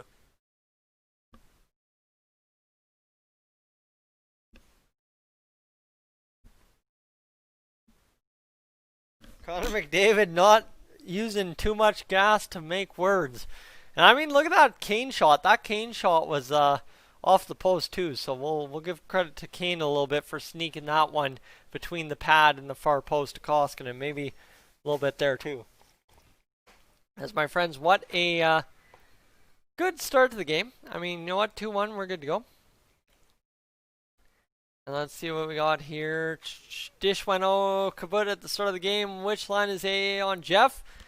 Double A is doing it up on the third line with Kazian and Sheehan. He's been rather effective over there. He's had a couple dipsy doodles and a couple very good keep a puck alive plays. And now all of a sudden, you've got a third line that's looking like they know what they're doing out there once you put Kazian on there, or Kazian up there. So we'll rock into this second period and hopefully get it going, because it needs to be a big game for us, that's for sure. As have to come back from that 1-0 deficit, get it done, and then we'll be good. I know I talked to a couple people in the comments earlier today about how it's not necessarily worst case scenario because we're not eliminated if we lose this game, but at the same time, can't afford to lose it, so let's go get it done, ladies and gentlemen. So, we're up to 75 viewers in the stream right now. Hockey's back. Get the buds back together. And now, flashback. As this is going to be, the old track pants that the Philadelphia Flyers wore. That's a back of the net against the Flyers. That is a flashback in honor of the Oilers play-by-play man who passed away today, 50 in 39. The Wayne Gretzky tribute. And man, can I just have the hair back from back in the day? Those people had such great hair back in the day. And Robert, you like round numbers? Thank you so much. 1050 on the board. All right. Let's do it up. 105 to the Colby Cave Fund, and that is a total of 10. Tim Dancy's the man, by the way. 10.05 or 10 on the board. Bing bang. There we go. $10 on the Colby Cave Fund. Robert, thank you so much, man. You just, oh man, thank you. Thank you. So I made Zach Kazian ice the puck. Oh, okay. Focus, focus, focus. Tim Dancy. Yes, Tim Dancy, the man. Most famous for that 50 and 39 goal call, and probably a million others that I've never heard because, unfortunately, I didn't spend my COVID season watching all those old Oilers replays from the 80s. So here we go. The Oilers in on the attack first thing. The Hawks trying to push it back. They're going to attack here. Kubalik, and Taves on the attack. They couldn't get it going. Now Nuge barring down on Duncan Keith. He's going to get a turnover. And this one's going to be played back again. A pinch there by Nurse. Keeps it in the zone for the Oilers. And again, they are starting exactly how they started last game. Off hot. That one goes dribbling by the side of the net. And Connor McDavid out there keeping that puck alive for a split second longer. The Oilers have possession. And we're back underway for this third period. Guys, if you want to get the Let's Go Oilers chants going in the chat, let's do it. As 19-12 to go. Unfortunately, the Oilers didn't score in that first 19 seconds like they did last page, but you know what, it is tough. This one's going to be out into play. 19:01, a solid first minute for the Oilers. You like what you see there. Jeremy Culleton and the Chicago Blackhawks looking to hopefully generate a goal. But the Oilers, if they play a little bit of shutdown hockey here in the second period, get a goal, we'll be dandy, we'll be fine, and take a 3-1 lead into the intermission. I'd take that all day.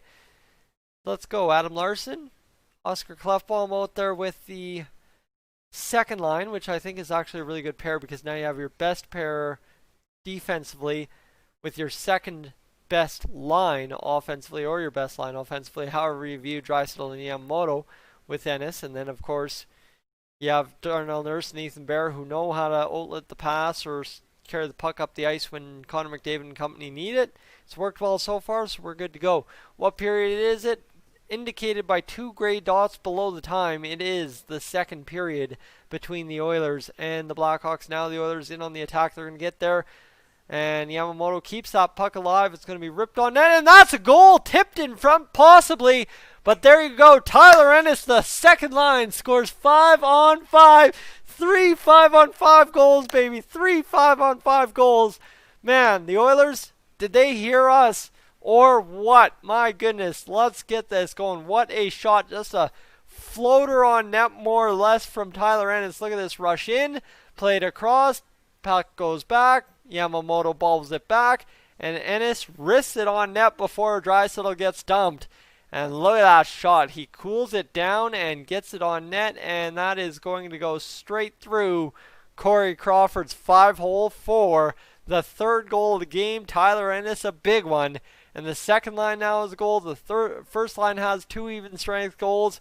And ladies and gentlemen, it just can't keep getting better than this, can it? Call it with the light 100%. You need the lights to go. And guys, if you aren't familiar with the lights, that's what they do. Look at that. Tyler Ennis looking like a point man there, but wristing that 5-hole of Corey Crawford, who saw that puck beat him. And, ooh, he is not impressed. That is awesome. That is awesome. There we go. So Kyler Yamamoto gets an assist. We're good to go. Hope Draisaitl is good. I think Draisaitl's good. I didn't watch if he got off the ice. I was too busy reacting to the goal. But James Neal, Alex Chiasson. Ooh, look at that pickup by James Neal. Now he fires that puck on Crawford into the glove. And that's a solid fourth line shot. And this is good. This is getting good. You know what? I'm loving the effort. Keep the pucks alive. Battle hard. Win the battles. And you know what? It's everything Dave Tippett talked about. The Edmonton Oilers have responded with, and you see James Neal even just doing that, just getting a face off in the offensive zone for his team. Fortunately, Chiasson kind of blows his coverage off the wing there, and the Hawks come back the other way. But Chiasson's going to move this one forward. Unassisted, they're going to mark that Tyler Ennis goal. I don't think that's true. I think Kyler Yamamoto most definitely got an assist there. A takeaway by Alex Chiasson. Now we're seeing it all. Hunter in the background is legendary. Hunter's lurking. That's what he does, right? The old Lynx. And again, another turnover by the Hawks. They're going to shoot the puck. Big save from Crawford. But man, the Oilers on it to start this period once again. Now all of a sudden you just have to not let up a softie. And this one's going to be played by Koskinen. Great deception there. Wristed up the boards by Bear. Outlet pass to Athanasiou, who's going to cut back a million ways around a guy and turn over the puck eventually. But it is Duncan Keith, so we'll give him a break. Here we go. We're rolling. And for goal for Tyler Ennis, a minute 44 into the second period. Unassisted, but we'll take it. Hey, it's not a point for Connor McDavid. But we'll take what we can get. Athanasiou playing like a man possessed. And this puck going all the way into the net almost as Athanasiou's back there. Camera angle's got him in the net. And this is what happens when you shoot the puck 100% UV, this is. Athanasiou taken down by 2 Hawks. But this has been exactly what the Oilers have needed to do all series long, and they're starting to do it now. And I need to figure out how to get these lights to work. I'll have to ask Troy here in a moment. But what a fantastic go so far this game has been for the Oilers. Athanasiou down into the net, shoveled himself in there, trying to just keep that puck going. One shot, 8:37 ice time in game 1 for Athanasiou, but he has been a much different guy this game, and maybe the guy we traded 2 second-round picks for That might just be the possibility, maybe. As Josh Archibald taking out along the boards, that's a hard playoff rub. And remember, we're still only one penalty deep into this game for the Chicago Blackhawks, and the Oilers yet to take one. I don't want to curse it, but you know what I mean, right? The Oilers yet to take a penalty, and that's good news out of us. We took way too many penalties last game, and it did end up costing us in that game. The Blackhawks were just as good as us on the power play. Yes, we were 3 for 4, they were 3 for 6, but 3 goals is 3 goals. Either way you cut it at the end of the day. That one kept onside by McDavid. Beautiful play to drag the line. 15:58 to go in this second period here. This has been a heck of a game so far. You know what? I am loving what we're seeing here. Definitely keep the spirits up with a game like this. That one gets past. And shot, save. Ooh, shot around Koskinen. That was a heads-up play by Kane. Now they're going to get this chance, and that's the goal. Ooh, Slater Cuckoo scores. Now when everybody just broke down, that was... Kane turned everybody around. I'll tell you this. Kane turned everybody around when he shot it off the back of Koskinen. You watch this. Shot right there. And then right there, that puck that got through. And then Yamamoto can't clear the puck. Bear right there. And this one's going to... Yeah, I don't know. I think Bear's at fault there. But that shot that got through on the back of Koskinen, I don't know what to do there. Yeah. I think Bear's the one at fault there for sure. I think there's no arguing that. Alright. That shot's in 99% of the time, yes, but that shot shouldn't happen is kind of the argument there, I guess. DeBrincat, Doc get the assist. Slater Cuckoo's first career playoff goal. It's okay. Tighten it up. We're still up 1, right? We didn't fold when we let the last one in. I don't think we'll fold when we let this one in. And again, there's a penalty coming up. Tyler Ennis got hit from behind by Cuckoo. And the Hawks are really having a hate on for poor Tyler Ennis. That's going to be a power play for the Oilers. Now Tyler Ennis just has to not put this one in his own net. And it's going to cycle this one over to Connor McDavid. Why you would get Connor McDavid out there on the ice on a 6-man on 5 situation. Don't know, save his legs for the power play, but is what it is. Let's go get this power play going. Yeah, look at this. Where is it? What is the penalty? Oh, it's a hit from behind. Yep, that's a hit from behind on Mata. Sorry, it was Mata, not Cuckoo. But there's, yeah.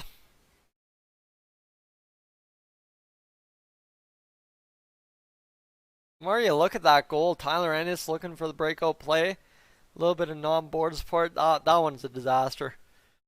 That's a dumb penalty. I'd say that for sure, Tim. And now the Oilers have a chance to capitalize here. They're going to move this puck all the way across the ice to Connor McDavid, who's going to move around the net, work it to his good buddy Draisaitl, who wasn't ready for that puck. And now they turn up the exposure on the ice way too much. Ooh, get that camera off the thing. Can I show the game, Nicola? I'd love to, but it's copyright, and I would get my channel taken away, and we got way too good of a thing going on here to have the channel taken away at this point. Hoping then it's okay. Yeah, that's 2 hard hits into the boards or to the head that he's taken so far this series. You gotta hope he's good, but according to that goal, he's doing just fine.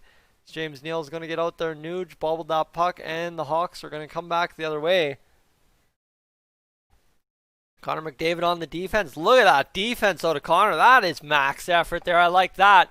Except now we're defending on the power play, and you don't like that at all. Now the Oilers moving this one up. They're gonna get out there, chase on the power play. He'll move it across to Draisaitl, who will shoot this puck. Oh, Corey Crawford all kinds of confused. He'll shoot this puck all the way down to Koskinen. That was a beauty of a play. That is some experience out of a guy named Corey Crawford to do that in the playoffs. That's some Dwayne Rollison stuff here. And this Oilers power play looking a little discombobulated here, as they haven't really been able to generate much, if anything. They're probably going to be out here for the full 2 minutes. Although Darnell Nurse looks to now be on the ice, so does Ethan Bear. He's going to clear this one down to Chase on, who's been out there a while. He's going to get it back to Bear. And how big would be a second power play unit goal right here? This one's going to be knocked down by Athanasiou, who keeps it in. The 2 new acquisitions out there. He's going to drive the net, and Athanasiou stonewalled by Corey Crawford. Man, rough go. As Athanasiou has had just an absolute stellar go of it. That's for sure. You know what? Hey, you know what? If you want to talk about Bear having a rough game, let's talk about the heck of a game Andre Athanasiou has had so far this game. There's the shot. That's another shot. Is that Jujhar Khaira or is that Athanasiou? I don't know. It was the right shot. It's Khaira. And here we go. Zach Kassian turned around. Duncan Keith. And now Zach Kassian's going to take a holding call. And that sucks. That really sucks.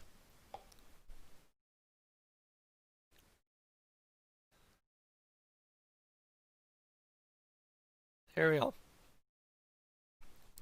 That sucks for Cass. Got a little turned around and grabbed on. Okay, I got to figure out what's going on with these lights, and then we'll be good here.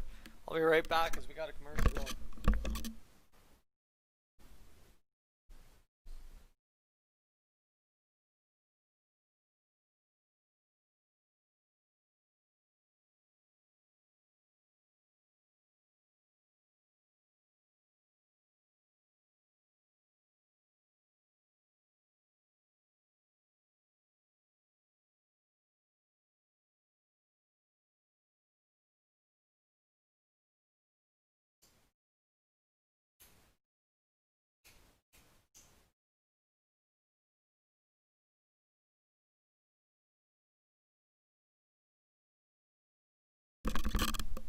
So all I managed to do is kill the TV.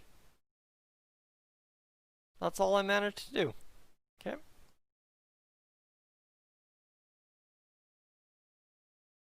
Huh.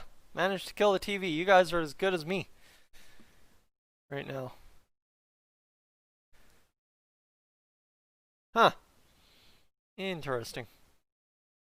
Let's see if the PK is any good today. Absolutely it is. I don't know what I did to the TV. I kind of fried it. I hit a light switch I wasn't supposed to. Spar with me here. Because I think the TV's just booting up here. And maybe he actually found the mates he meshes with and he's putting in maximum effort. We're hoping. I was not sure what is with Kassian. He has brain cramps at the worst times. That is true. And we're just hoping I can get back to hockey here in a second. Give me a sec. I'm going to go find Troy and we'll get this going.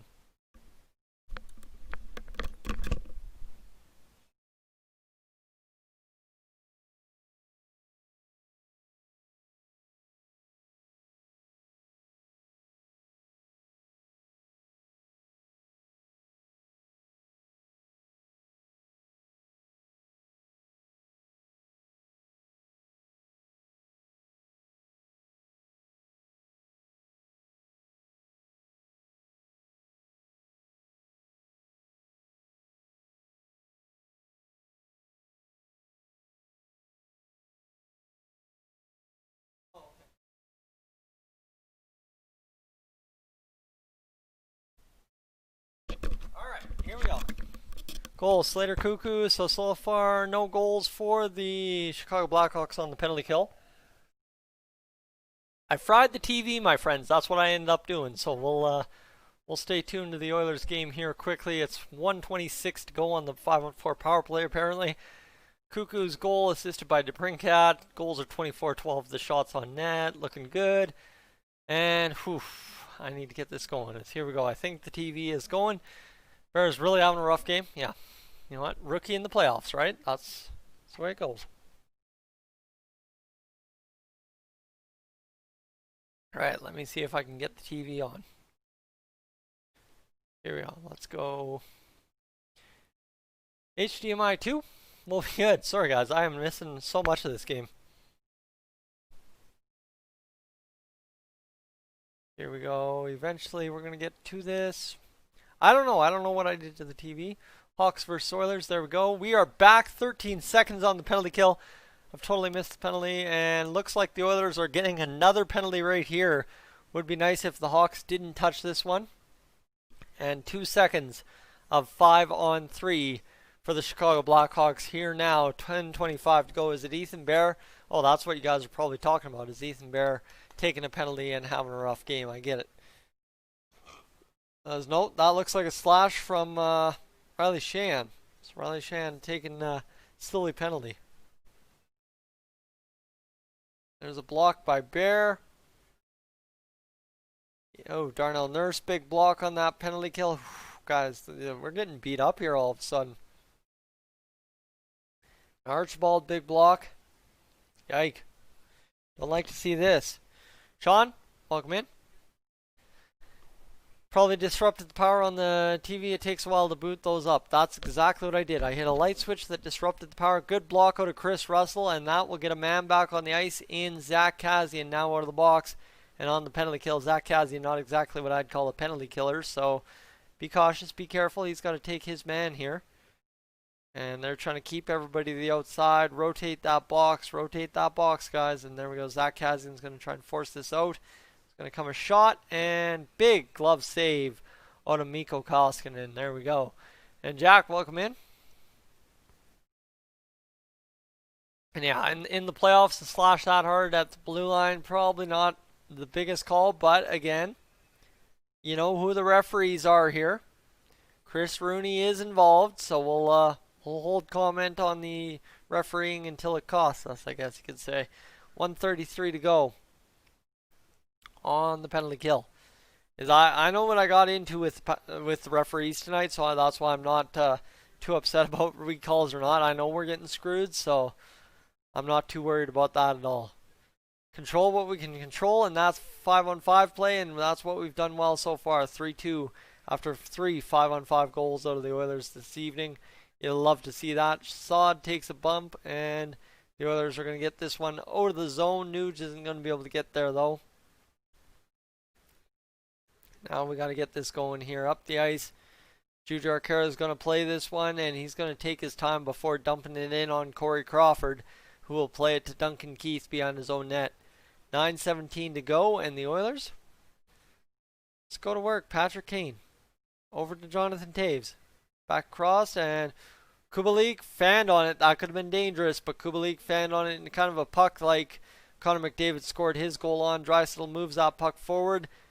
Archibald out there with Draisaitl on this penalty kill because of missing, of course, our good man Sheehan, who's in the box for the next 24 seconds. And let's see what we got going on here.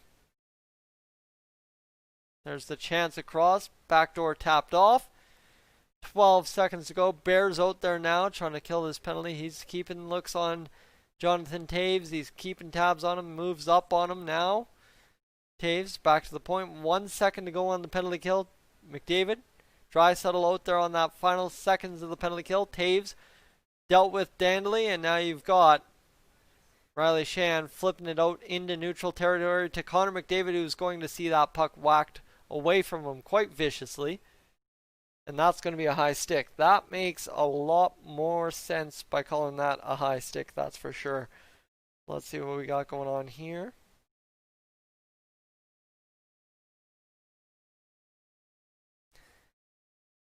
Whew, okay.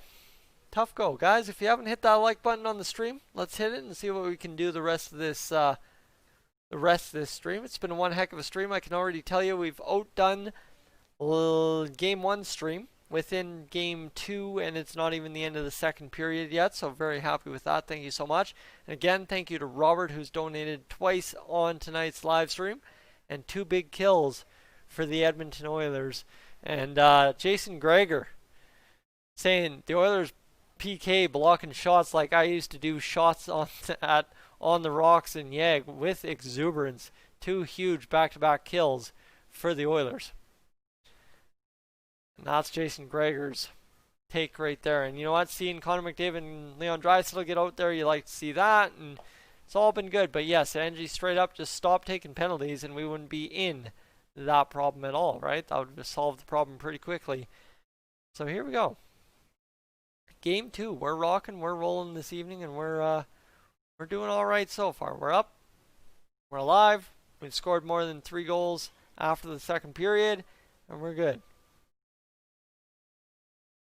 There's more traffic than a May-long weekend on the QE2, and Ennis sneaks it through. Ooh, is that not the Oilers knowing what's going on in their neck of the woods? That's for sure, eh? Here we go. What do we got going on here? Why are we...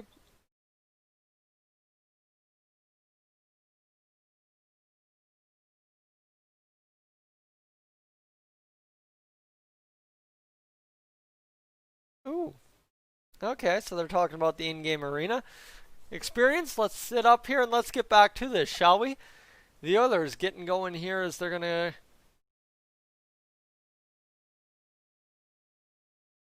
Oh, Matt Benning, go 2 minutes to the box. Morgan Thompson, I hope they stop with the penalties. They're killer tonight. Yeah, the penalty... Matt Benning just takes one right here. I don't know what happened here. Is Matt Benning... Ooh, cross-check to the face of Matthew Highmore. That one... That's self-protection to a degree. Highmore's charging in, and Matt Benning just maybe a little bit taller than Highmore and gets the stick up and wipes him. Absolutely wipes him. But you know what? Highmore is going to learn not to do that a second time. That's maybe the positive right there, is you know Highmore is not going to come charging in like an idiot next time against Matt Benning after eating a big chunk of synthetic whatever the heck in the teeth. Alright, let's keep going here because now we're on the penalty kill, and what we could really use that we didn't get in game one is a short-handed goal. That would be perfect. High sticking. That's cross-check to the cheeks. But that is high sticking. Can't win taking this many penalties. Well, technically speaking, my friends, we've only taken 3 penalties this game. The Hawks have taken 2, so it's a one-man disadvantage for us right now. And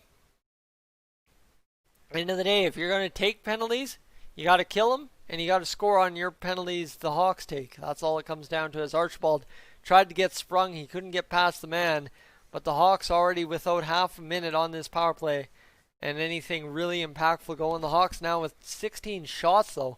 Man, I missed a lot of shots when the TV went out. But Patrick Kane going to go down, and you look at that nice little block there. Prone position from Darnell Nurse. And yes, 3 in a row, Jim Rant, absolutely. But hey, keep killing them off. Don't see it as a death sentence. Just see it as motivation. We kill this, we get to 5-on-5, roll a line that hasn't been on the penalty kill, and go crush it. That's all it comes down to, end of the day. Also known as eating lumber or whatever sticks actually are made of these days. Exactly. 6:50 to go in this second period. We just got to clutch up and kill off this penalty. 38 seconds to go.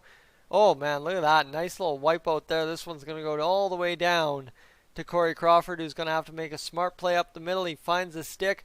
Brandon Saad cutting through the middle. He's going to try and turn around Adam Larson, Adam Larson got turned around earlier. Chris Russell, who hasn't been turned around too many times tonight. 17 seconds to go on the Hawks penalty kill. The best thing the Oilers can do now is go out there after these 10 seconds are killed off and go score a huge, huge goal, because that would be massive for the momentum swing of this game. 3 straight penalties to the Oilers. Hawks can't capitalize, and then they get a goal. That'd be just perfect as DeHaan fires that shot wide.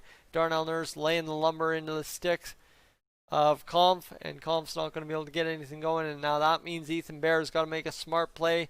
He's going to turn it right over to the point, which means a block for Benning. Puck goes out of play, and again, that is tough. And our saying, yes, it does interrupt the 5-on-5 flow, but the Oilers have had very good 5-on-5 flow, so that's good. And chance. Nowhere did anyone say Ethan Bear is getting more than $3 million. If Ethan Bear gets more than $3 million, the Oilers can't make any other offseason additions. That's straight facts. All right. So let me just quickly refresh a couple things here on my screen and get to this, and we'll be good. I'm going to throw you guys an ad quickly, and we'll be good. We'll see what this is going. How about AA so far, Chief? He has been nothing short of stellar, but the PK has also been just as stellar tonight. That is for certain. As we move into now the 10 o'clock hour, man, I'm going to die having to go to work tomorrow, but we will make do where do has to be made. Let's just see quickly what we got going on here as we're rolling, we're rocking through this live stream. Guys, thank you so much for being alongside tonight. Oh man, after how the last stream ended, I am appreciating you guys sticking by me and coming back for tonight's stream. It was a rough go, that's for sure. Oilers kill a third straight penalty despite not deserving 3 straight penalties. Fair enough. Now over $3 million. My goodness, the 50-50 jackpot is $1.5 million to whatever lucky fan gets to take that home. That is nuts, man. Come on, my mom bought tickets. She better take it home, and she better stash some cash there for me to go kill off the old student loan. You know what I mean?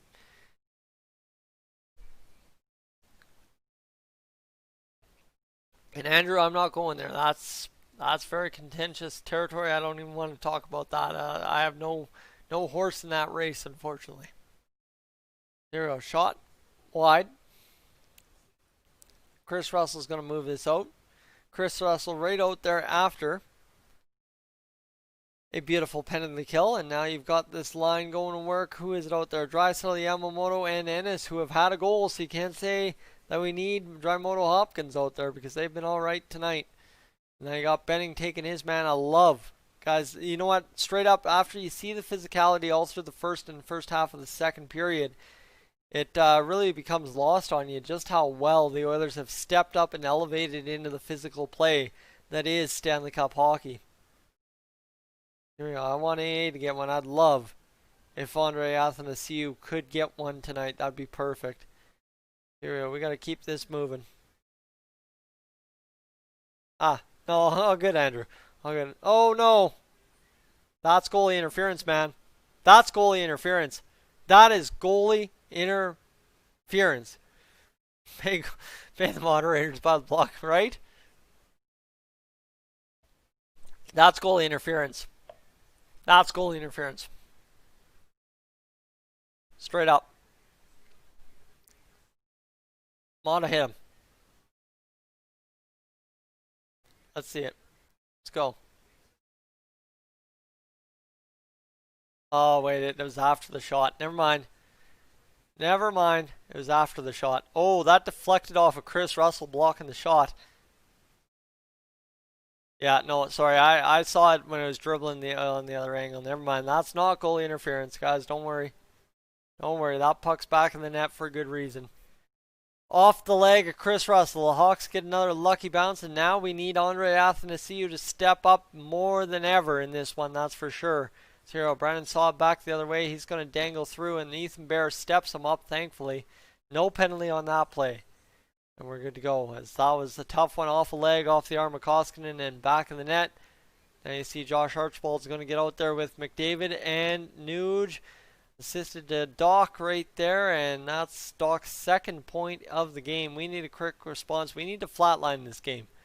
We need to pretty much shut it down, make the Hawks go to sleep, and then score a couple when the chances are open. Don't be cheating for goals. The last thing we need to do is cheat for goals right here, right now, because that's what cost us in that game against the Hawks in Game 1. So now, just keep it going. Keep it going, and just keep the ebbs and flows going and work hard. James Neal, Jujhar Khaira, Alex Chiasson, probably the perfect line to get out there and shut this game down a little bit and maybe chance a goal, and oof.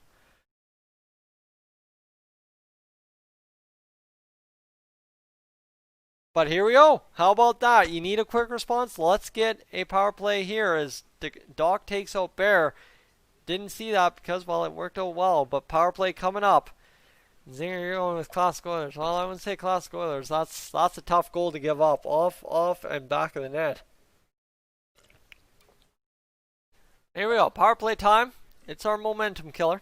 So let's go get it done. Now that takes 3 hops. Off Russell, off Koskinen's leg, off of the blocker, back of the net.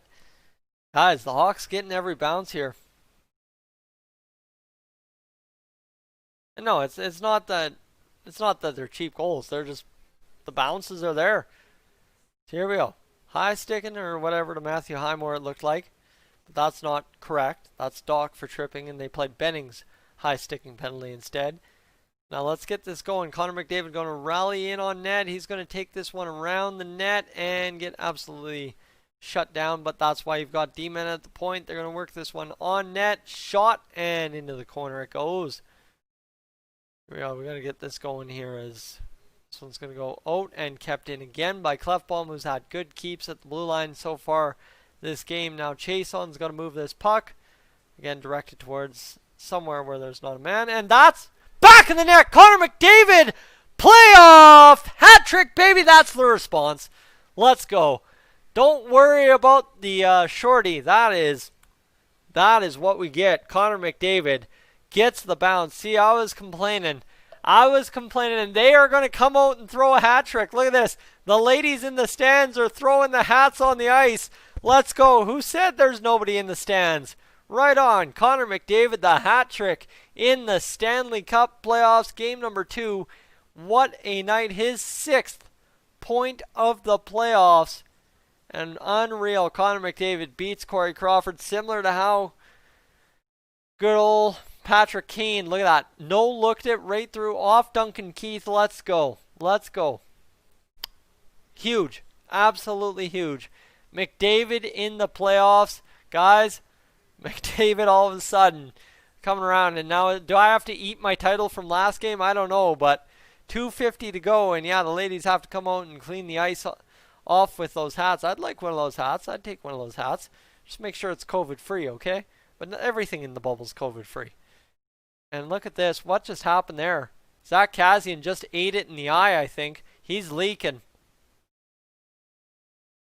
Zach Kassian's leaking. His nose is hurting.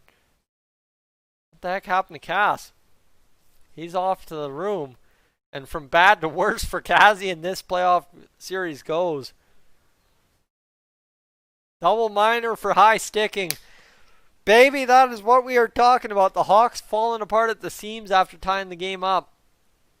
Ooh, that is just gross. I mean, a little bit accidental from that replay. Let's just see this. Oh, that's not Strome. That's not Strome. That's Riley Shan.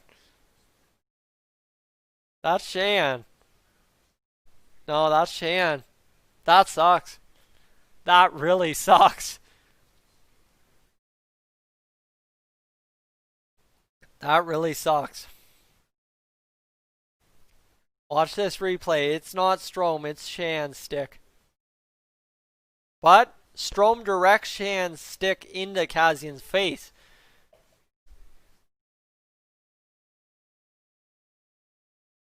So how does that work if... Oh yeah, Brady 100%. Kassian will be back and more PO'd than ever. But Riley Shan kind of can't believe that. And now we're going to have a stoppage here.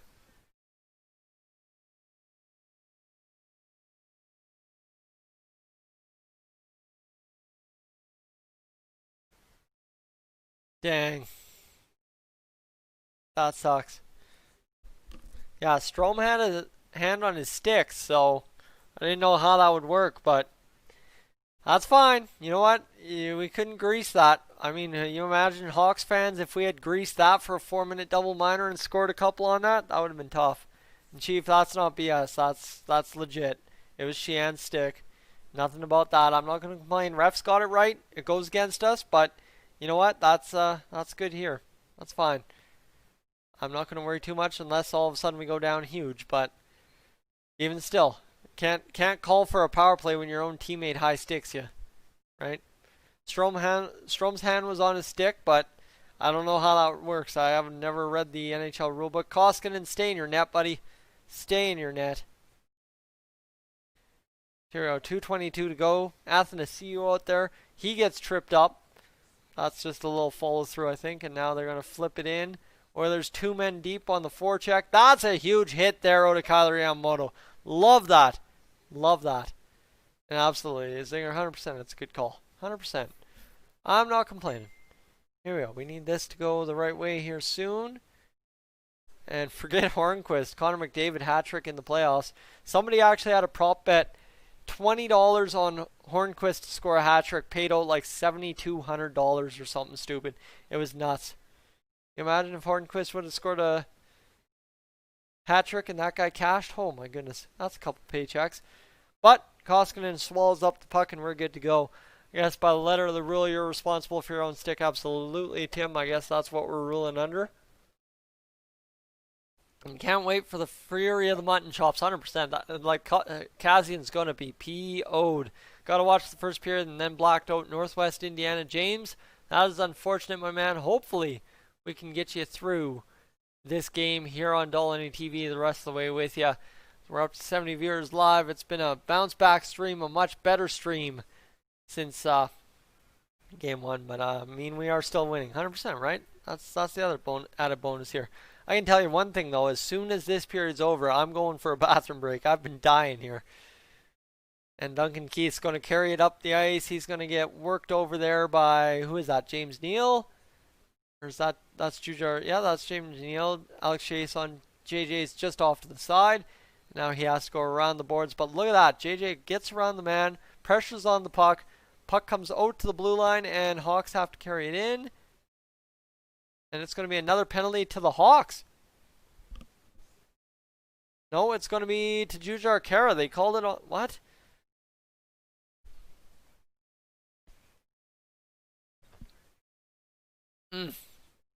All right. That's something else. Where is this?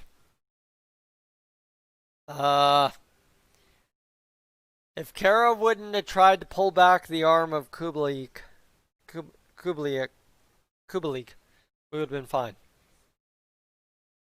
That sucks. All right, got to shut this down. 54 seconds to go. Get yourself out of this period with the 4-3 lead intact.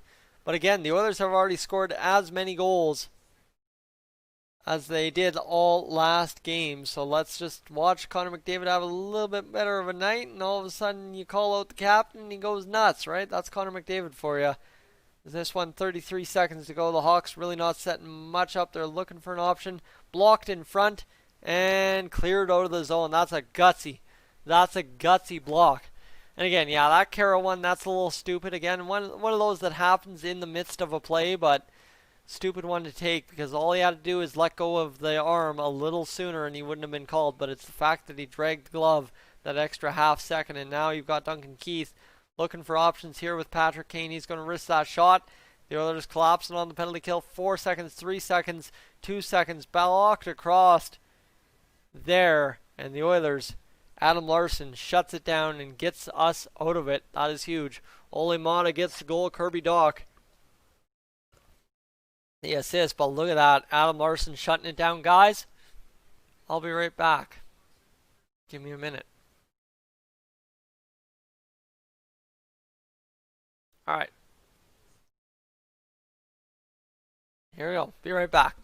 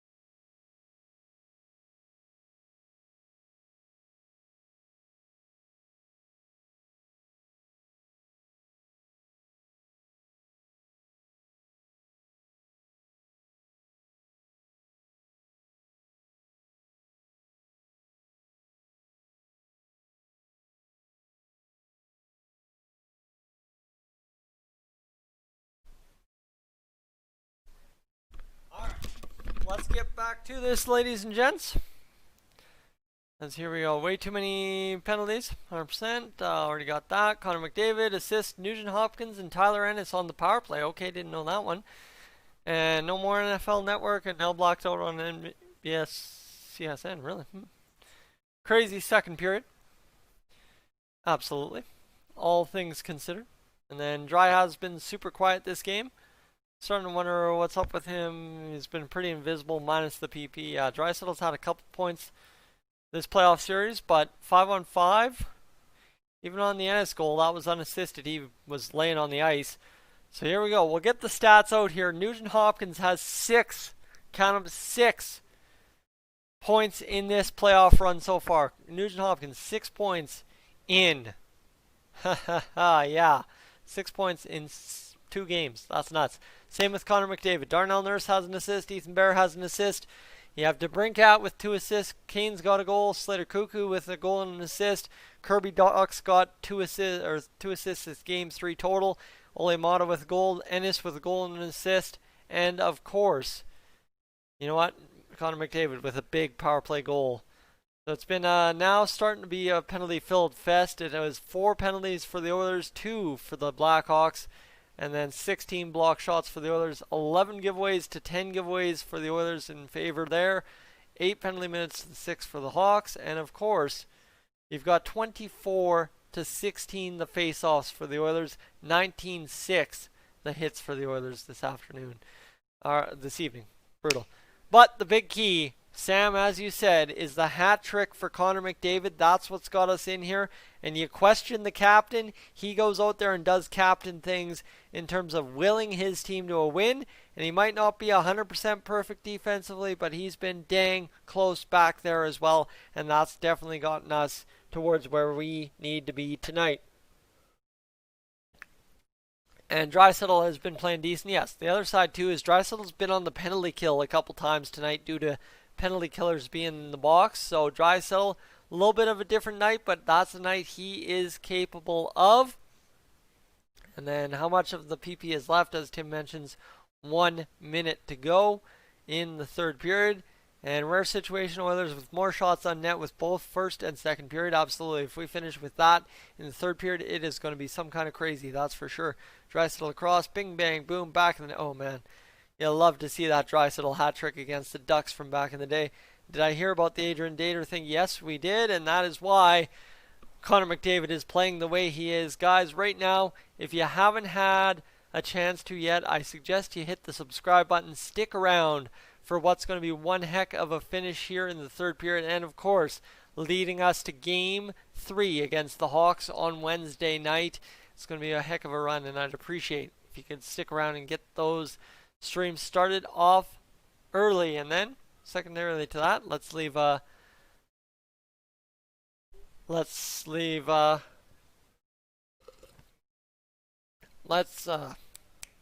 like as well. I can't come up with words. Draisaitl seems like he needs a different winger other than Ennis. Maybe Athanasiou. I don't know. Maybe Athanasiou's earned that time up there. But do notice that Ennis has a goal on the wing of Draisaitl tonight. That's a thing that did happen. And James, absolutely, I've got you. Even if you're cheering for the Hawks, I got you.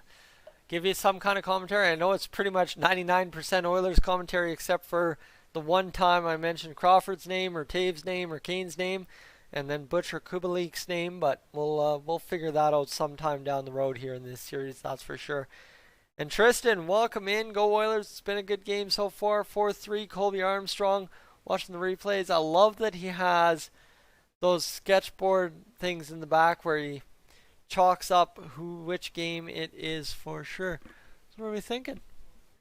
4-3, you betcha. We're going to try and bring it home. What's in the glass? Straight up, it is just water. It's been the straight water diet all playoffs long. I need to get my iced tea. I did have the iced tea for the exhibition game, but haven't had it since, unfortunately. That really bothers me. Got to bring my own iced tea. That's the good luck charm, right? No others are bruised and bloodied for Game 3. Dr. Hook, that's fine. We are going to get in there and keep working the body and keep going to work against the Hawks. It's been all of a sudden, since we decided to play playoff hockey, it's been a whole nother Edmonton Oilers team out there on the ice. I'm looking forward to see what they can continue to do here in this, well, what would it be? It would be the third period already. Ladies and gentlemen, this night flying by fast. That's alright, I'm not going to complain. It's been a good night, and we're going to enjoy every last second of what we've got left of this game, because if it ain't going overtime, we're done in the next 20 minutes of hockey, and that would be good, because I ain't wanting to test my blood pressure in overtime at 10:20 in the evening when I'm already starting to feel the sleeping pill kind of set in. That's the problem. Here we go. Chicago 10 giveaways, 1 takeaway. Oilers with 11 something. Been watching the game. McDavid is having an amazing night. Yes, he is. Draisaitl can score an early goal in the third period. That would be huge. A Draisaitl shorty would be absolutely massive. And imagine if they didn't review the 4-minute penalty and we scored twice on that double minor. Hawks fans would be going off.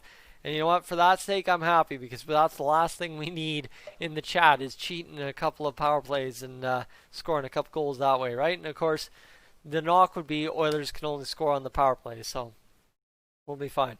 And I just hope they play the last 20 completely, 100%. Start to finish. In fact, a minute early, a minute later. Play it till the end whistle's gone, and then maybe scrub up a couple of Hawks players a couple times around and do good with it, right? I think that would be fine. I really got to find a way to get a light or something going here. It's getting darker by the moment. I don't know what to do here. Let me see if I can figure this out.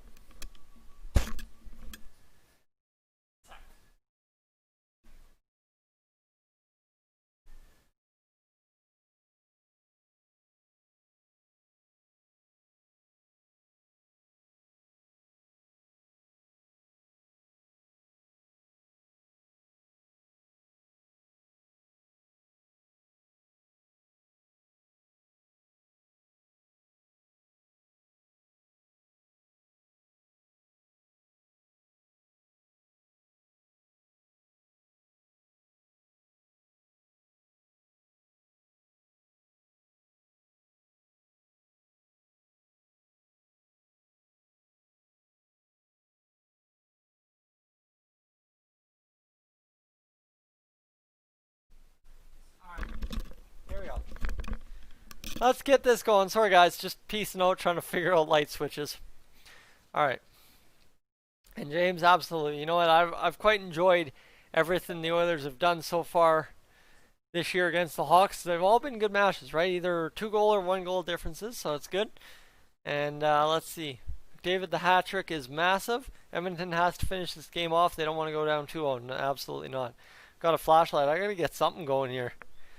It's tough. Let me see if I can up the brightness on my computer a little bit. Actually, I'm not as darkened as I thought I was. That's good news. So, drummer, let's go Oilers 100%. Let's get the Oilers going, because we got a big 20 minutes ahead of us.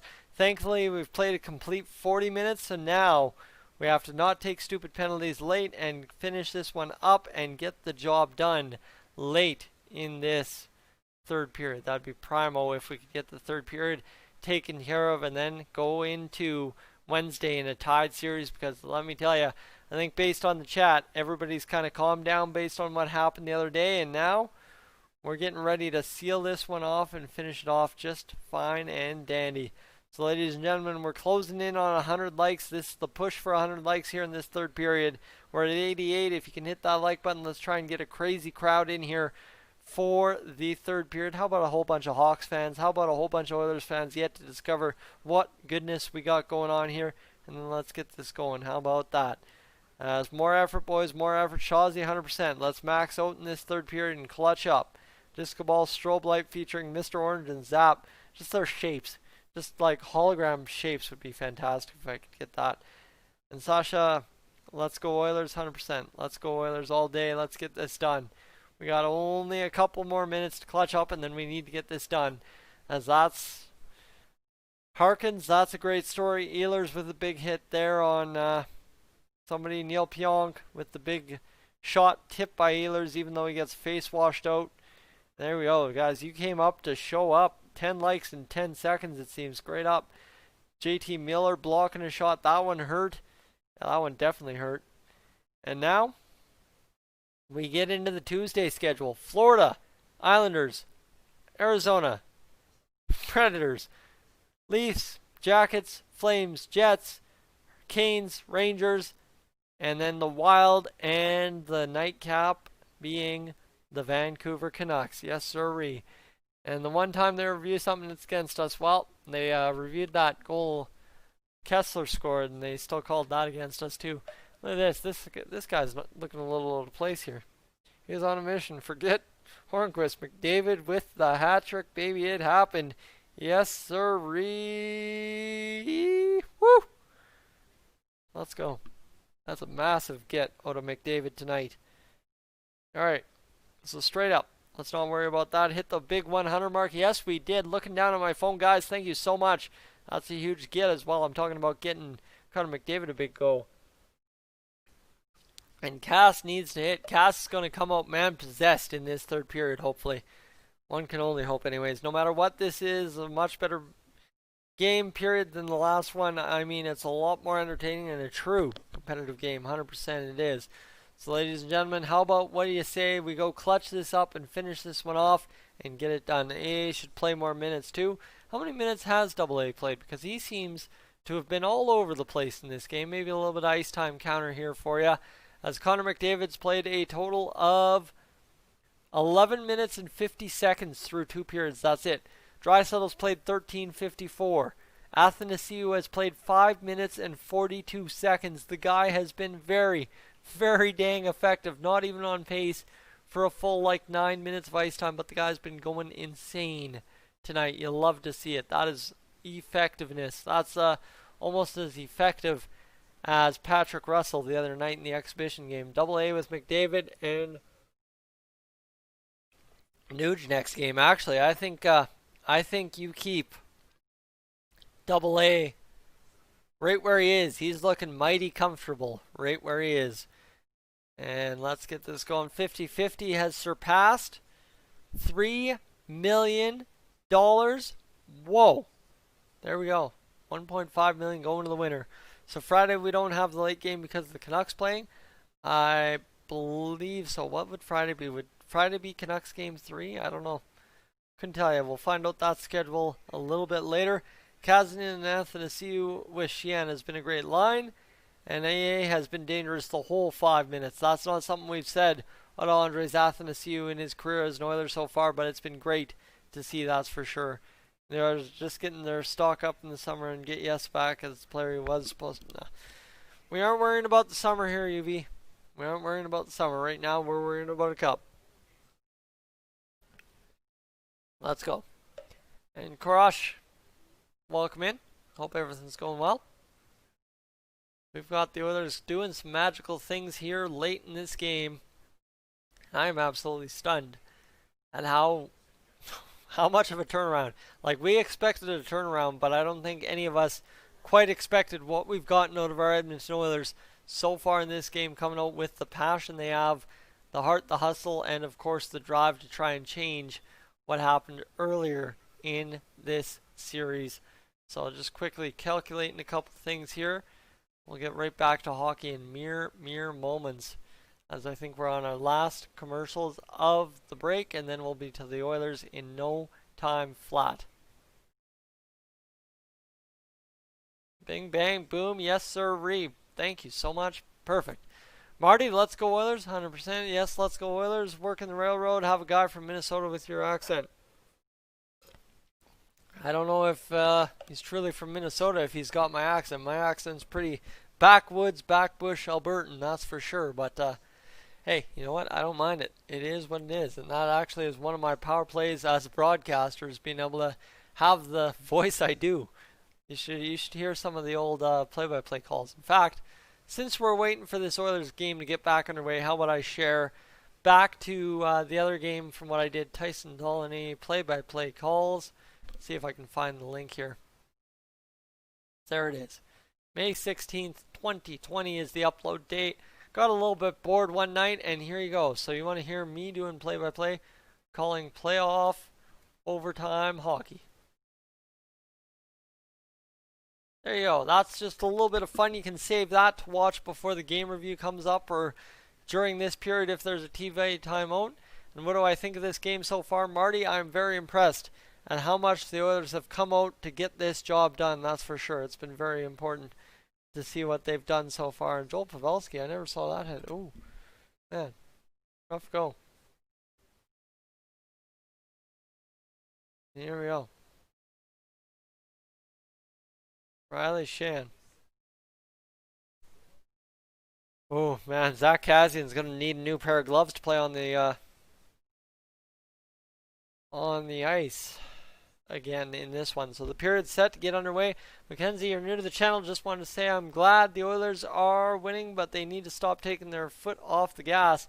I don't know if it's taking the foot off the gas or if it's taking too many penalties. Maybe a little bit of being lazy and trying to cheat and take penalties. Surprisingly, most Albertans are considered accent neutral for the most part.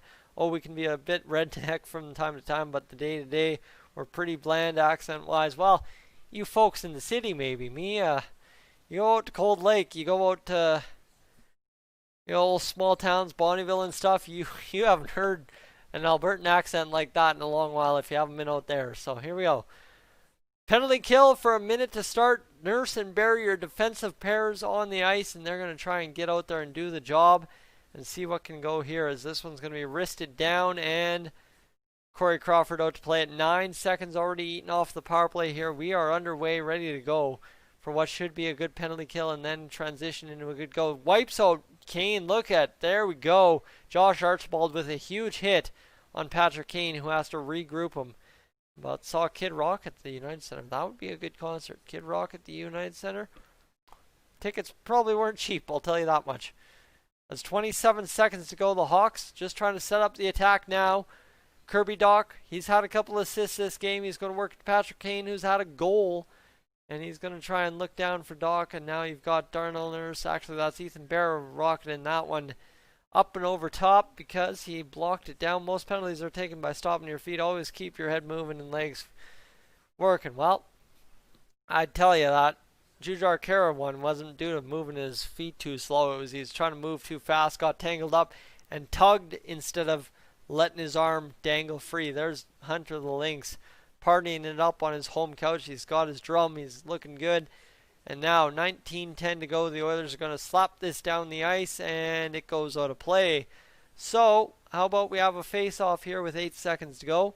Really enjoying this stream. Glad I found it, Jeff. Hey, no problem.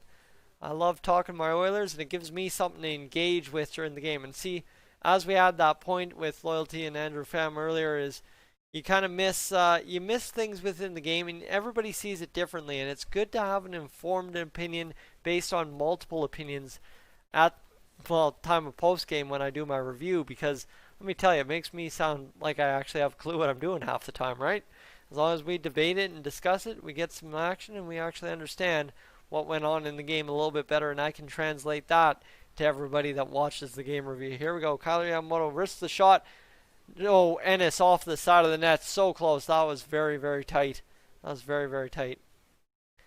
Here we go. Let's keep this going. That's going to be flung into the zone. We're going to go get a line change, I think. 18:27 to go in this period. Corey Crawford goes to get his stick finally, and now we've just got a total of 18 minutes and 20 seconds to bleed off the clock here, score another goal, and get the job done. Connor McDavid holds up a man. That being DeBrincat. Shot on. Archibald. Oh, man, he rifled that one. I can't even get the words out of my mouth. And late, but you're here, Rick. No worries. And Morgan, you're very back. You're back. Thank you for this video, watching this in the game. Hey, appreciate that. Appreciate that a lot. And here's the chance. And that's the chance for Ennis off the side of the net. He would have been able to put that off Crawford. But the second chances tonight for the Oilers have been absolutely unreal. Clefbaum rifles a shot. Clefbaum, of course, had that big clutch shot late in the game that led to the goal off of, I believe, Nugent Hopkins, his first career playoff goal. Been in one Oilers game and they lost 4-1. Well, they ain't losing 4-1 tonight, I can guarantee you that much. As now McDavid, Nugent Hopkins out there working Nuge with the pass and give and go, and now he's got the puck. He's going to fire it down to McDavid, who's going to shelter this puck. Look at how much more physically engaged it even seems from period 2 to period 3. McDavid's gotten goal, crease, crash, and that one goes up over top of Crawford, who's a little bit shaken up by the looks of it as the camera pans the other way. But yeah, what a pass by Nuge. This game, top line starting to click all of a sudden with Mr. Tyler Ennis still on the second line, Nuge on the top line, and of course Josh Archibald in place of Zach Kassian on that top line. There's the shot, hits the side, a little bit of scramble here. Adam Larsson pushes his man, gets him going.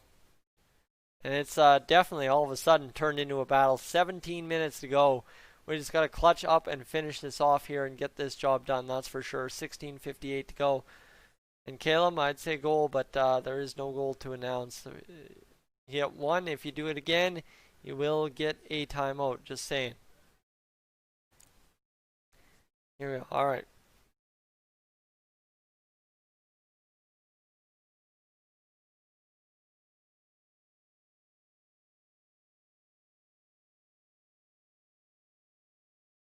All right, here we go. 16:30 to go.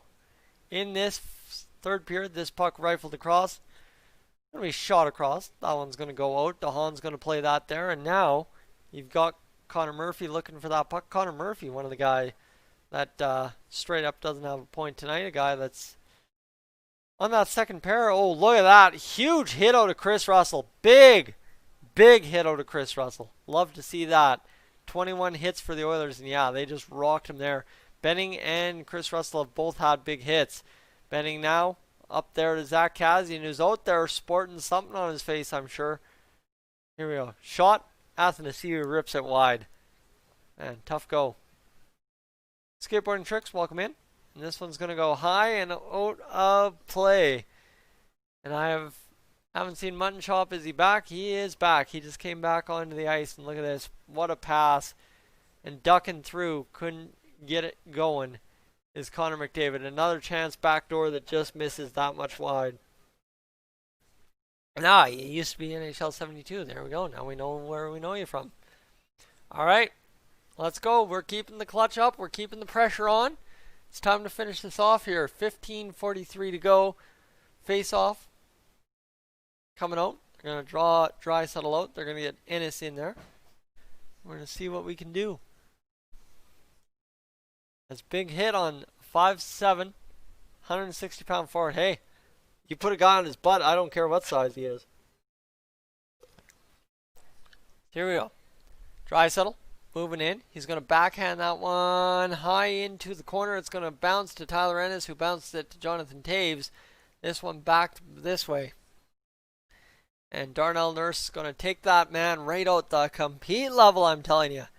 I'm telling you, the compete level is next level tonight. Draisaitl is going to try this right to Ennis, and Ennis just a little bobbly with that puck. Couldn't get it going. Brandon Saad now up the ice. He's going to move this one. Ooh, there's that cool air Southern Alberta breeze coming on in all of a sudden right now. Ooh, like that.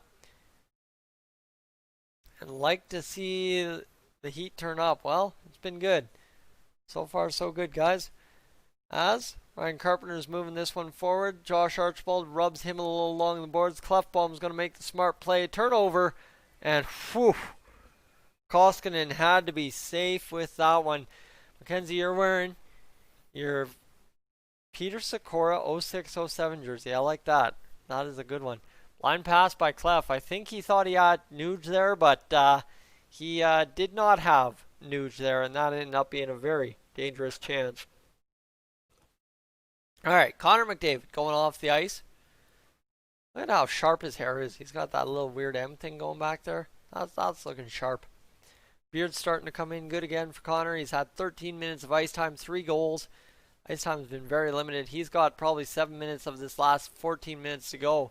That's pretty crazy. There's Kassian hammering a shot. Now it goes onto the stick of Clef. He's going to get it to Athanasiou, who's been very noticeable all night. And here we go. Patrick Kane moving this up. Look at that. Adam Larsson takes out Kirby Dach, steps right in his way. You like to see that as well. And here we go. Let's get this going. 14:06. Go. Adam Larsson right there. Riley Shan. He's going to move this one up. Going to pass it deep into the zone. Hawks coming through in the end. Sorry, James. I don't know, man. I don't know. Hopefully not. Tyler Ennis back to Kassian. Kassian, the shot blocked in front. Tough go there. 13:43 to go. Ethan Bear. He's now going to gather up that puck. He's going to fire it up the ice. And you've got Corey Crawford out to play that puck. It's going to be chopped off there by a Blackhawks forward. And now across. Nylander goes down the ice off a glass stanchion. And they're going to say that one went out of play. No TV. Are the Oilers in the dark uniforms? Yes, they are. Well, they are in the orange. They're not in the dark, the home whatchamacallums, but they're in the oranges. As guys, definitely right now, if you haven't had a chance, I would once again, as we dwindle down the time here in this period, request you hit that subscribe button. It's closing in now on 7,800 subscribers, now at 7,788. So definitely, if you have a chance and you haven't done it, would appreciate that. And secondary to that, leave a like on the stream. I think we're closing in on being able to beat last stream as well. It's been one nutty stream here tonight, so let's finish this off strong and get it going. Skateboarding Tricks, hey, thank you so much. That's another 10 cents to the Colby Cave Fund, so let's get this going here. As let's go there, 10-10 on the board. And bing bang, appreciate that, my man. There we go. Let's get this done, shall we? The mustache is getting out of control. Dono, again, thank you so much. And anyone have here wearing their Lucky Oilers jersey? I wish I was. And Clones, who do you think will take this game? I'm taking the Oilers all day. I think the Oilers have this no problem. Based on how they've played this period so far, that is what I'd be saying. Orange Unis. Here we go. Let's go here. Quickly check this. Ryan Nugent-Hopkins, 3 assists. That is the best thing of the night. Draisaitl, Ennis, and Russell Yamamoto are all minuses on the night. Everybody else either even or good. And let's just quickly check this here. As what am I looking for? Giveaways are 14-11 for the Oilers, so we need to tighten that up down the stretch here. That would be good if we could, and I'm going to quickly give you guys one last stat here on the watch time, because that's the nutty part about it on these live streams. How about over 4,400 minutes watched in the first hour of the live stream, now 1,179 on this part of the live stream. Let's go get it done, shall we? That's all I got to say is get this finished off, get the puck in the offense zone. The best offense, or the best defense is played 200 feet away from your net. That seems to be a playoff outage this year. Here we go. And who do I got for the series? I got the Oilers all day in the series. They play like they have tonight. Will be just dandy. This one's going to move up. Nugent-Hopkins flips it in. Connor McDavid's going to come rushing down. He gets held up. But look at Nugent-Hopkins greasing in there, getting that puck a little bit of a different direction than it normally would be. And I've got my orange Everly jersey on. I like that. I like that.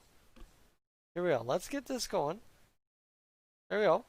Jujhar Khaira going to flip it in. Couple of dump and chases here for the Oilers. Fan chance. Neil Potts it, baby.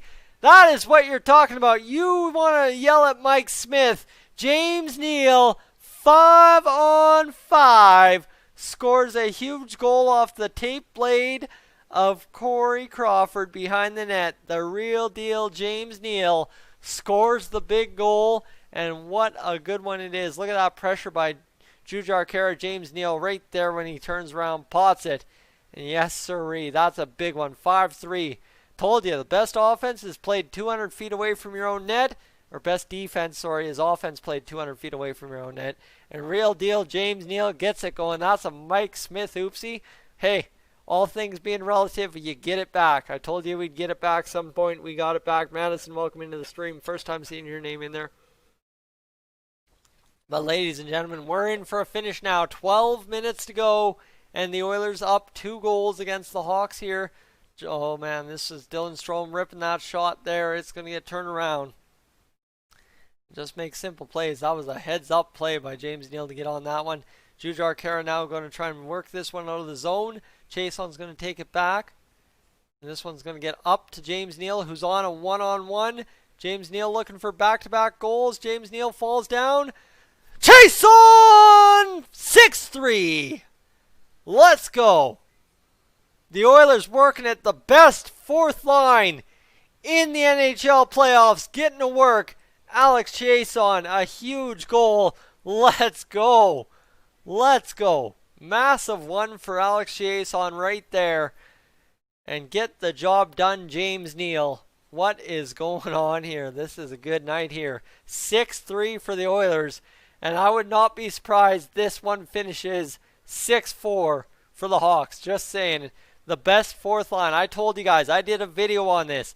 I said the Oilers' fourth line will be the best fourth line in the NHL playoffs. And right there, going to work 2 even strength goals to prove that in a clutch, pivotal moment of the game where you needed some offense to separate you from the Hawks. And it's now 6-3. Look at that smile on Cup champion Alex Chiasson. James Neal driving it to the net. Never gave up. Competing for pucks. And that is Dave Tippett's yelling in the post game and the interview yesterday to a T. Man, James Neal. What a go. What a go. You know what? The Hawks, maybe we'll have to watch if they collapse in on themselves a little bit here based on that. But, yeah. Hawks standing around. Yeah, I don't know what, who was in the goal crease there that Chiasson banked that puck off? I don't know. That was huge. Alex Chiasson unassisted. We'll take it. James Neal unassisted. Alex Chiasson unassisted. Mikko Koskinen, 22 shots faced and a couple of saves to do with it. Always go to the net and good things happen, don't you? That's a big quote right there. And turn Hawks into greased chickens. I'll take a little bit of Popeyes if you're offering. Except I got steak for lunch tomorrow. I think I'm actually intent on eating it because I cooked it and it was awful. Somebody's got to eat that awful steak and it's got to be me. 31-23 the shots for the Oilers so far through this game. First time we've been over 30 in the playoffs. Yes, it's only game 2, but it's a good sign. Banked off Strome. Okay, yeah. So to Tim's point, obviously the Hawks are standing around if Dylan Strome's standing in the goal crease on the other side of the net trying to prevent a goal. Now you got 3-1-0-2 as Robert mentioned on the goal sheet for the lines tonight. The third line though has looked absolutely stellar without scoring a goal, and you will be starting a Koskinen in Game 3. I had no doubt about that Koskinen starts Game 3 and probably starts from here on out until things get going. Here we go. Let's go finish this game off. 10 minutes officially left in the period to go. My friends, Andres Athanasiou on the chance again. Corey Crawford can't get it going. 2 goals on 5 shots this period for the Oilers. It's been a great period to say the least. And we're getting exactly what we wanted out of an Edmonton Oilers rebound performance. It's been a night and a half as an Oilers fan. And I appreciate having you guys along for it because it's been nutty, that's for sure. So let's go. What do you say? Finish this one off and clean it up, that's for sure. Bird of beef is always tasty and delicious. Yes. I guess butchered at our local grocery store here in town. They do an excellent job of butchering meat, and I just do a brutal job of cooking it, I guess you could say. Gotta work, James. Guys, congrats. See you Game 3. Go Hawks. Hey, man. Thanks for tuning in. We'll catch you in Game 3. And the bottom 6 making some real noise tonight, no doubt about it. 5-on-5 straight up and down the lineup. The Oilers have been unreal tonight. Just for everybody that was worried about the Oilers 5-on-5 tonight. Connor McDavid has 2 goals even strength. Then you've got James Neal with a goal on even strength. Alex Chiasson with an even strength goal. And oh, hey, it's been a long time since we last talked about it. But don't forget that Tyler Ennis even strength goal. As we're sitting here on commercial break, just right quick, getting ready for the third period. I'm going to have to take a bathroom break next commercial break. And is my steak cardboard? My steak kind of turned into cardboard. Third line has been good against the Kane line. Third line's been great all night. And 2 more. We want this Hawk. Need to feel our wrath. Great game. Solid choice in net. Yes, absolutely. Koskinen is exactly who was needed in net, and that's exactly who we got. And really hope he gets rewarded for the stellar game he's played. Hey, I'd keep him right where he is and tell him, do that again, kid. You got heart. It's done well. Here we go. Okay. Lebe, I don't need you calling people out here. That's not what we need right now. We're all in this to win this right now, and here we go. Connor gonna get 5 in the last 10 minutes. Well, if Connor gets 5 in this game, doesn't somebody win $1 million? I don't think they have that promo anymore, but man, wouldn't that be something if Connor got 5? And I'm just glad the wake-up call from the last night actually happened. Yes, it did. We're back to hockey here. As the Oilers are facing that sod line, it's going to go off of Kubalik. I say that too fast, that's my problem. And now they're kind of pressuring here. Connor Murphy finding himself down in a 6-3 game. And look at this. Josh Archibald's going to find Darnell Nurse. Connor McDavid breaking free. He's all kinds of tied up. But he still finds some room down behind the net. Nugent Hopkins there sporting off the point. Going to find it down to McDavid. And back of the net, hopefully right here. Archibald can't swing and a miss there to get it on net. He swung and missed like 3 times. And now you get a tipping down. Brandon saw it going. You seeing this? You seeing this? 6-3. And here we go. Let's get this going. Down the ice. In a hurry, James Neal. In on net. He's going to curl this one around the net. I thought he was going to drive it. I would like to see him drive it there. Jujhar Khaira back behind the Chason. Chason's going to go to Neal. Look at these guys going to work down low. You love the fourth line following up a first line shift like this. Keep digging. You know what? We've got professionals on that fourth line. These aren't the guys that you have to protect. You need 4 lines to win the playoffs. And we're getting it going here. Duncan Keith going. And 8:30 to go in this third period. Get it going. Jujhar Khaira. Cross to James Neal. He can't flatten out that puck. But 8:20 to go. So officially, we're just about to... how do you do the math on that? 480 seconds left on the board. Sorry, I had to do the mental leaps and hoops. But the Oilers, again, just running possession here in the offensive zone. They have absolutely dominated the Hawks 5-on-5 tonight. This has been unreal to see the Oilers, right? The Hawks, think about that Kane goal. They were in there for all of like 15 seconds. You think about that other goal, maybe a couple other plays. We'll have to watch the replays, but yeah, it's pretty crazy to think what the Oilers have done 5-on-5 tonight in a game where it mattered most. The Oilers, they showed up, my friends. They showed up. Tipped there by Yamamoto on the Larson shot. He couldn't get it to go, but 7:30 to go in this period. We're loving what we've got now.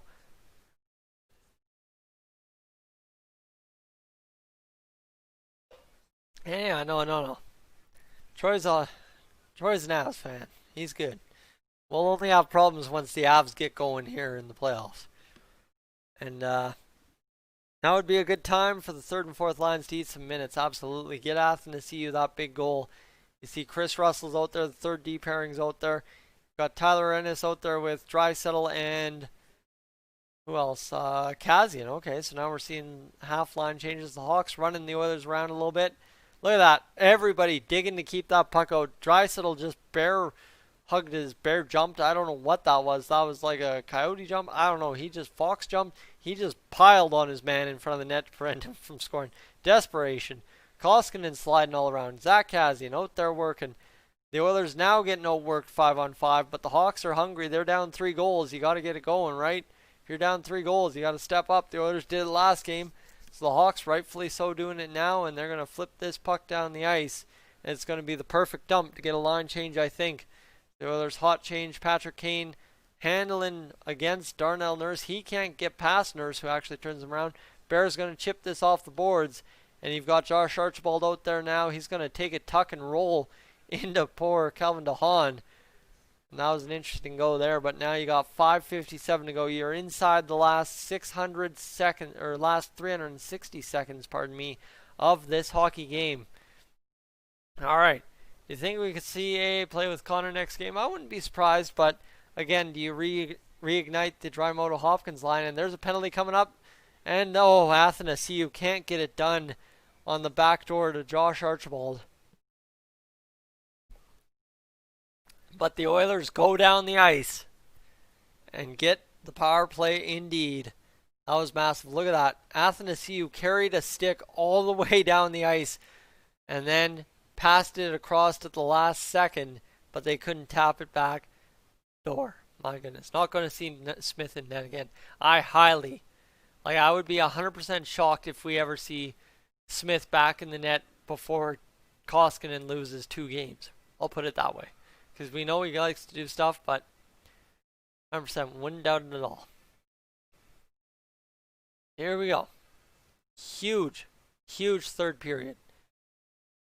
It's been good so far. Let's see what we got going on here. Game day tradition. You can read more at the bottom. That isn't correct. Here's the official wording. Reviews can only result in confirmation of the call or the elimination of the penalty. Alright, good to go. So, power play coming up, ladies and gentlemen. Let's go for a 7-3 final here and get this in the bag.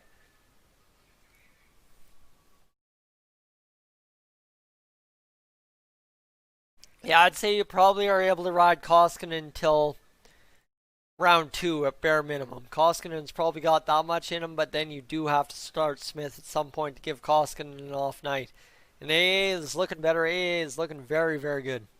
You know what? He has been dangerous every time he's had the puck. Every time he's been down the ice, it has been dangerous to have AA facing you on the offense. So guys, definitely just as we finish up here tonight, hopefully finish up here tonight, I'd like to ask if everybody could hit that like button. And if you're new to the channel, joining in the streams, if you don't mind, hit that subscribe button.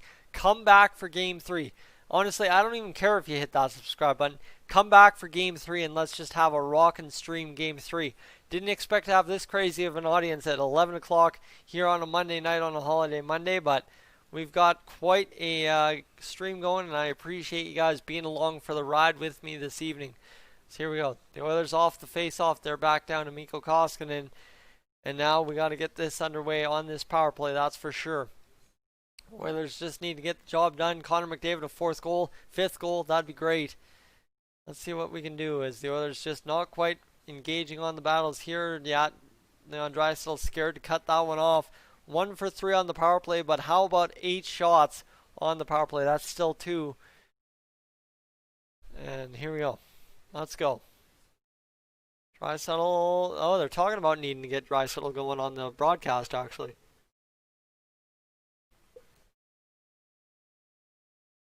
Koskinen going. Now you're up to Ryan Nugent-Hopkins. He's going to go back. Nuge across to McDavid. McDavid's going to float this one into the danger zone, and the Hawks come up with it 104 to go in there. All right, come on. Connor McDavid back on the attack. James Neal, he's going to find that there. It's going to go back to the point, down to Nuge. Nuge is going to go across to Neal, who lets it go to McDavid. Now you've got Draisaitl. If Draisaitl gets a power play goal here, that'd be clutch. And unfortunately, Dry gets held up last second. 42 seconds to go. Get those boys off the ice and get them line change, because Nugent-Hopkins needs to get off. That's miscommunication. And yeah, now you see everybody going for the line change. McDavid a little bit distracted. Ethan Barrow out there, 27 seconds to go on the power play. Let's get this done. And I never had to use my Connor abuse trick tonight. That is true, Tim. You didn't, and that's a clutch up. He got going 19 seconds in. Let's see this going. Tyler Ennis, he's going to play this one up and back. Darnell Nurse is going to go there. Shot on net, and this one's going to get into the danger zone again, right in front of the net. And penalty coming up. Looks like either Yamamoto got high-sticked or slashed. He's looking around, definitely asking that. And whose birthday is it? For a balloon, it's actually looks like a flower gift, and it says you are special. High sticking against Duncan Keith. Take the best penalty killer off the ice, and look at that. The Hawks falling exactly into the same trap we were earlier in the game there in the second period. And yeah, it's going to be a 2-man advantage. Looks like Yamamoto's cut. Yamamoto's cut. Should be a double minor. Yeah,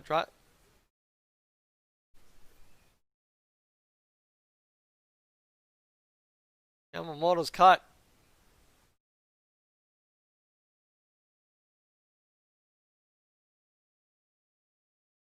Man, brutal. Leon has no shots on goal either. That's interesting. But we're only going to get a 2-minute power play out of this despite Yamamoto being cut. That's frustrating. That is very frustrating. White, I am with you right there. Because now we get the power play unit back to work. Why wouldn't you give some other guys a chance? I guess Nuge is out there with some other guys. Leon's barely able to skate again. That's always classic. And that puck goes out. Nice way to end a long weekend. Absolutely.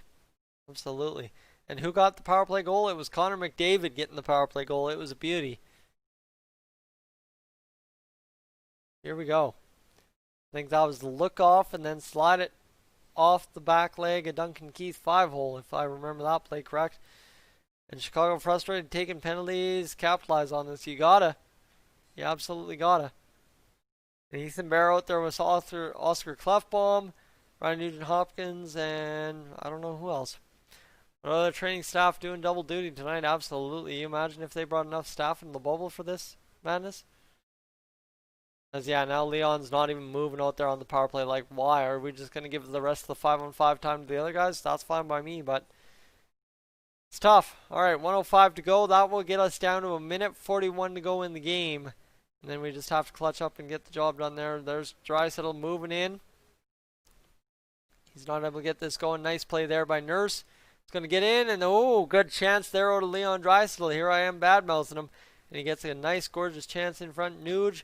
Shot off the side of the net. Now you got McDavid. He's going to come around the other way, back to the point.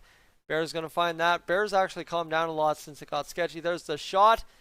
And what a save there to finish this one off. My goodness, guys. Craziness. Whew. There it is. Draisaitl just misses it over top of the bar. That would have been gorgeous if he could have gotten it. All right, ladies and gentlemen, our best hour of streaming was last hour. That's absolutely insane too. And Art Ross, 110 points, Hart finalist, Ted Lindsay finalist, and King Clancy nominee is Leon Draisaitl. Good night, good day, and the Oilers are seconds away, 134 to be precise, from winning Game 2 of this series against Chicago. You know, we didn't know what we were coming into. We got up 2-0. Then it got a little sketchy. We're up 3-3 or 3-2, tied 3-3, and now it's been an avalanche ever since. 3 straight unanswered goals, and we've been good so far, and we'll get this going. Nice to see the fan go crazy with the big oil win. Oh, it's going to be good.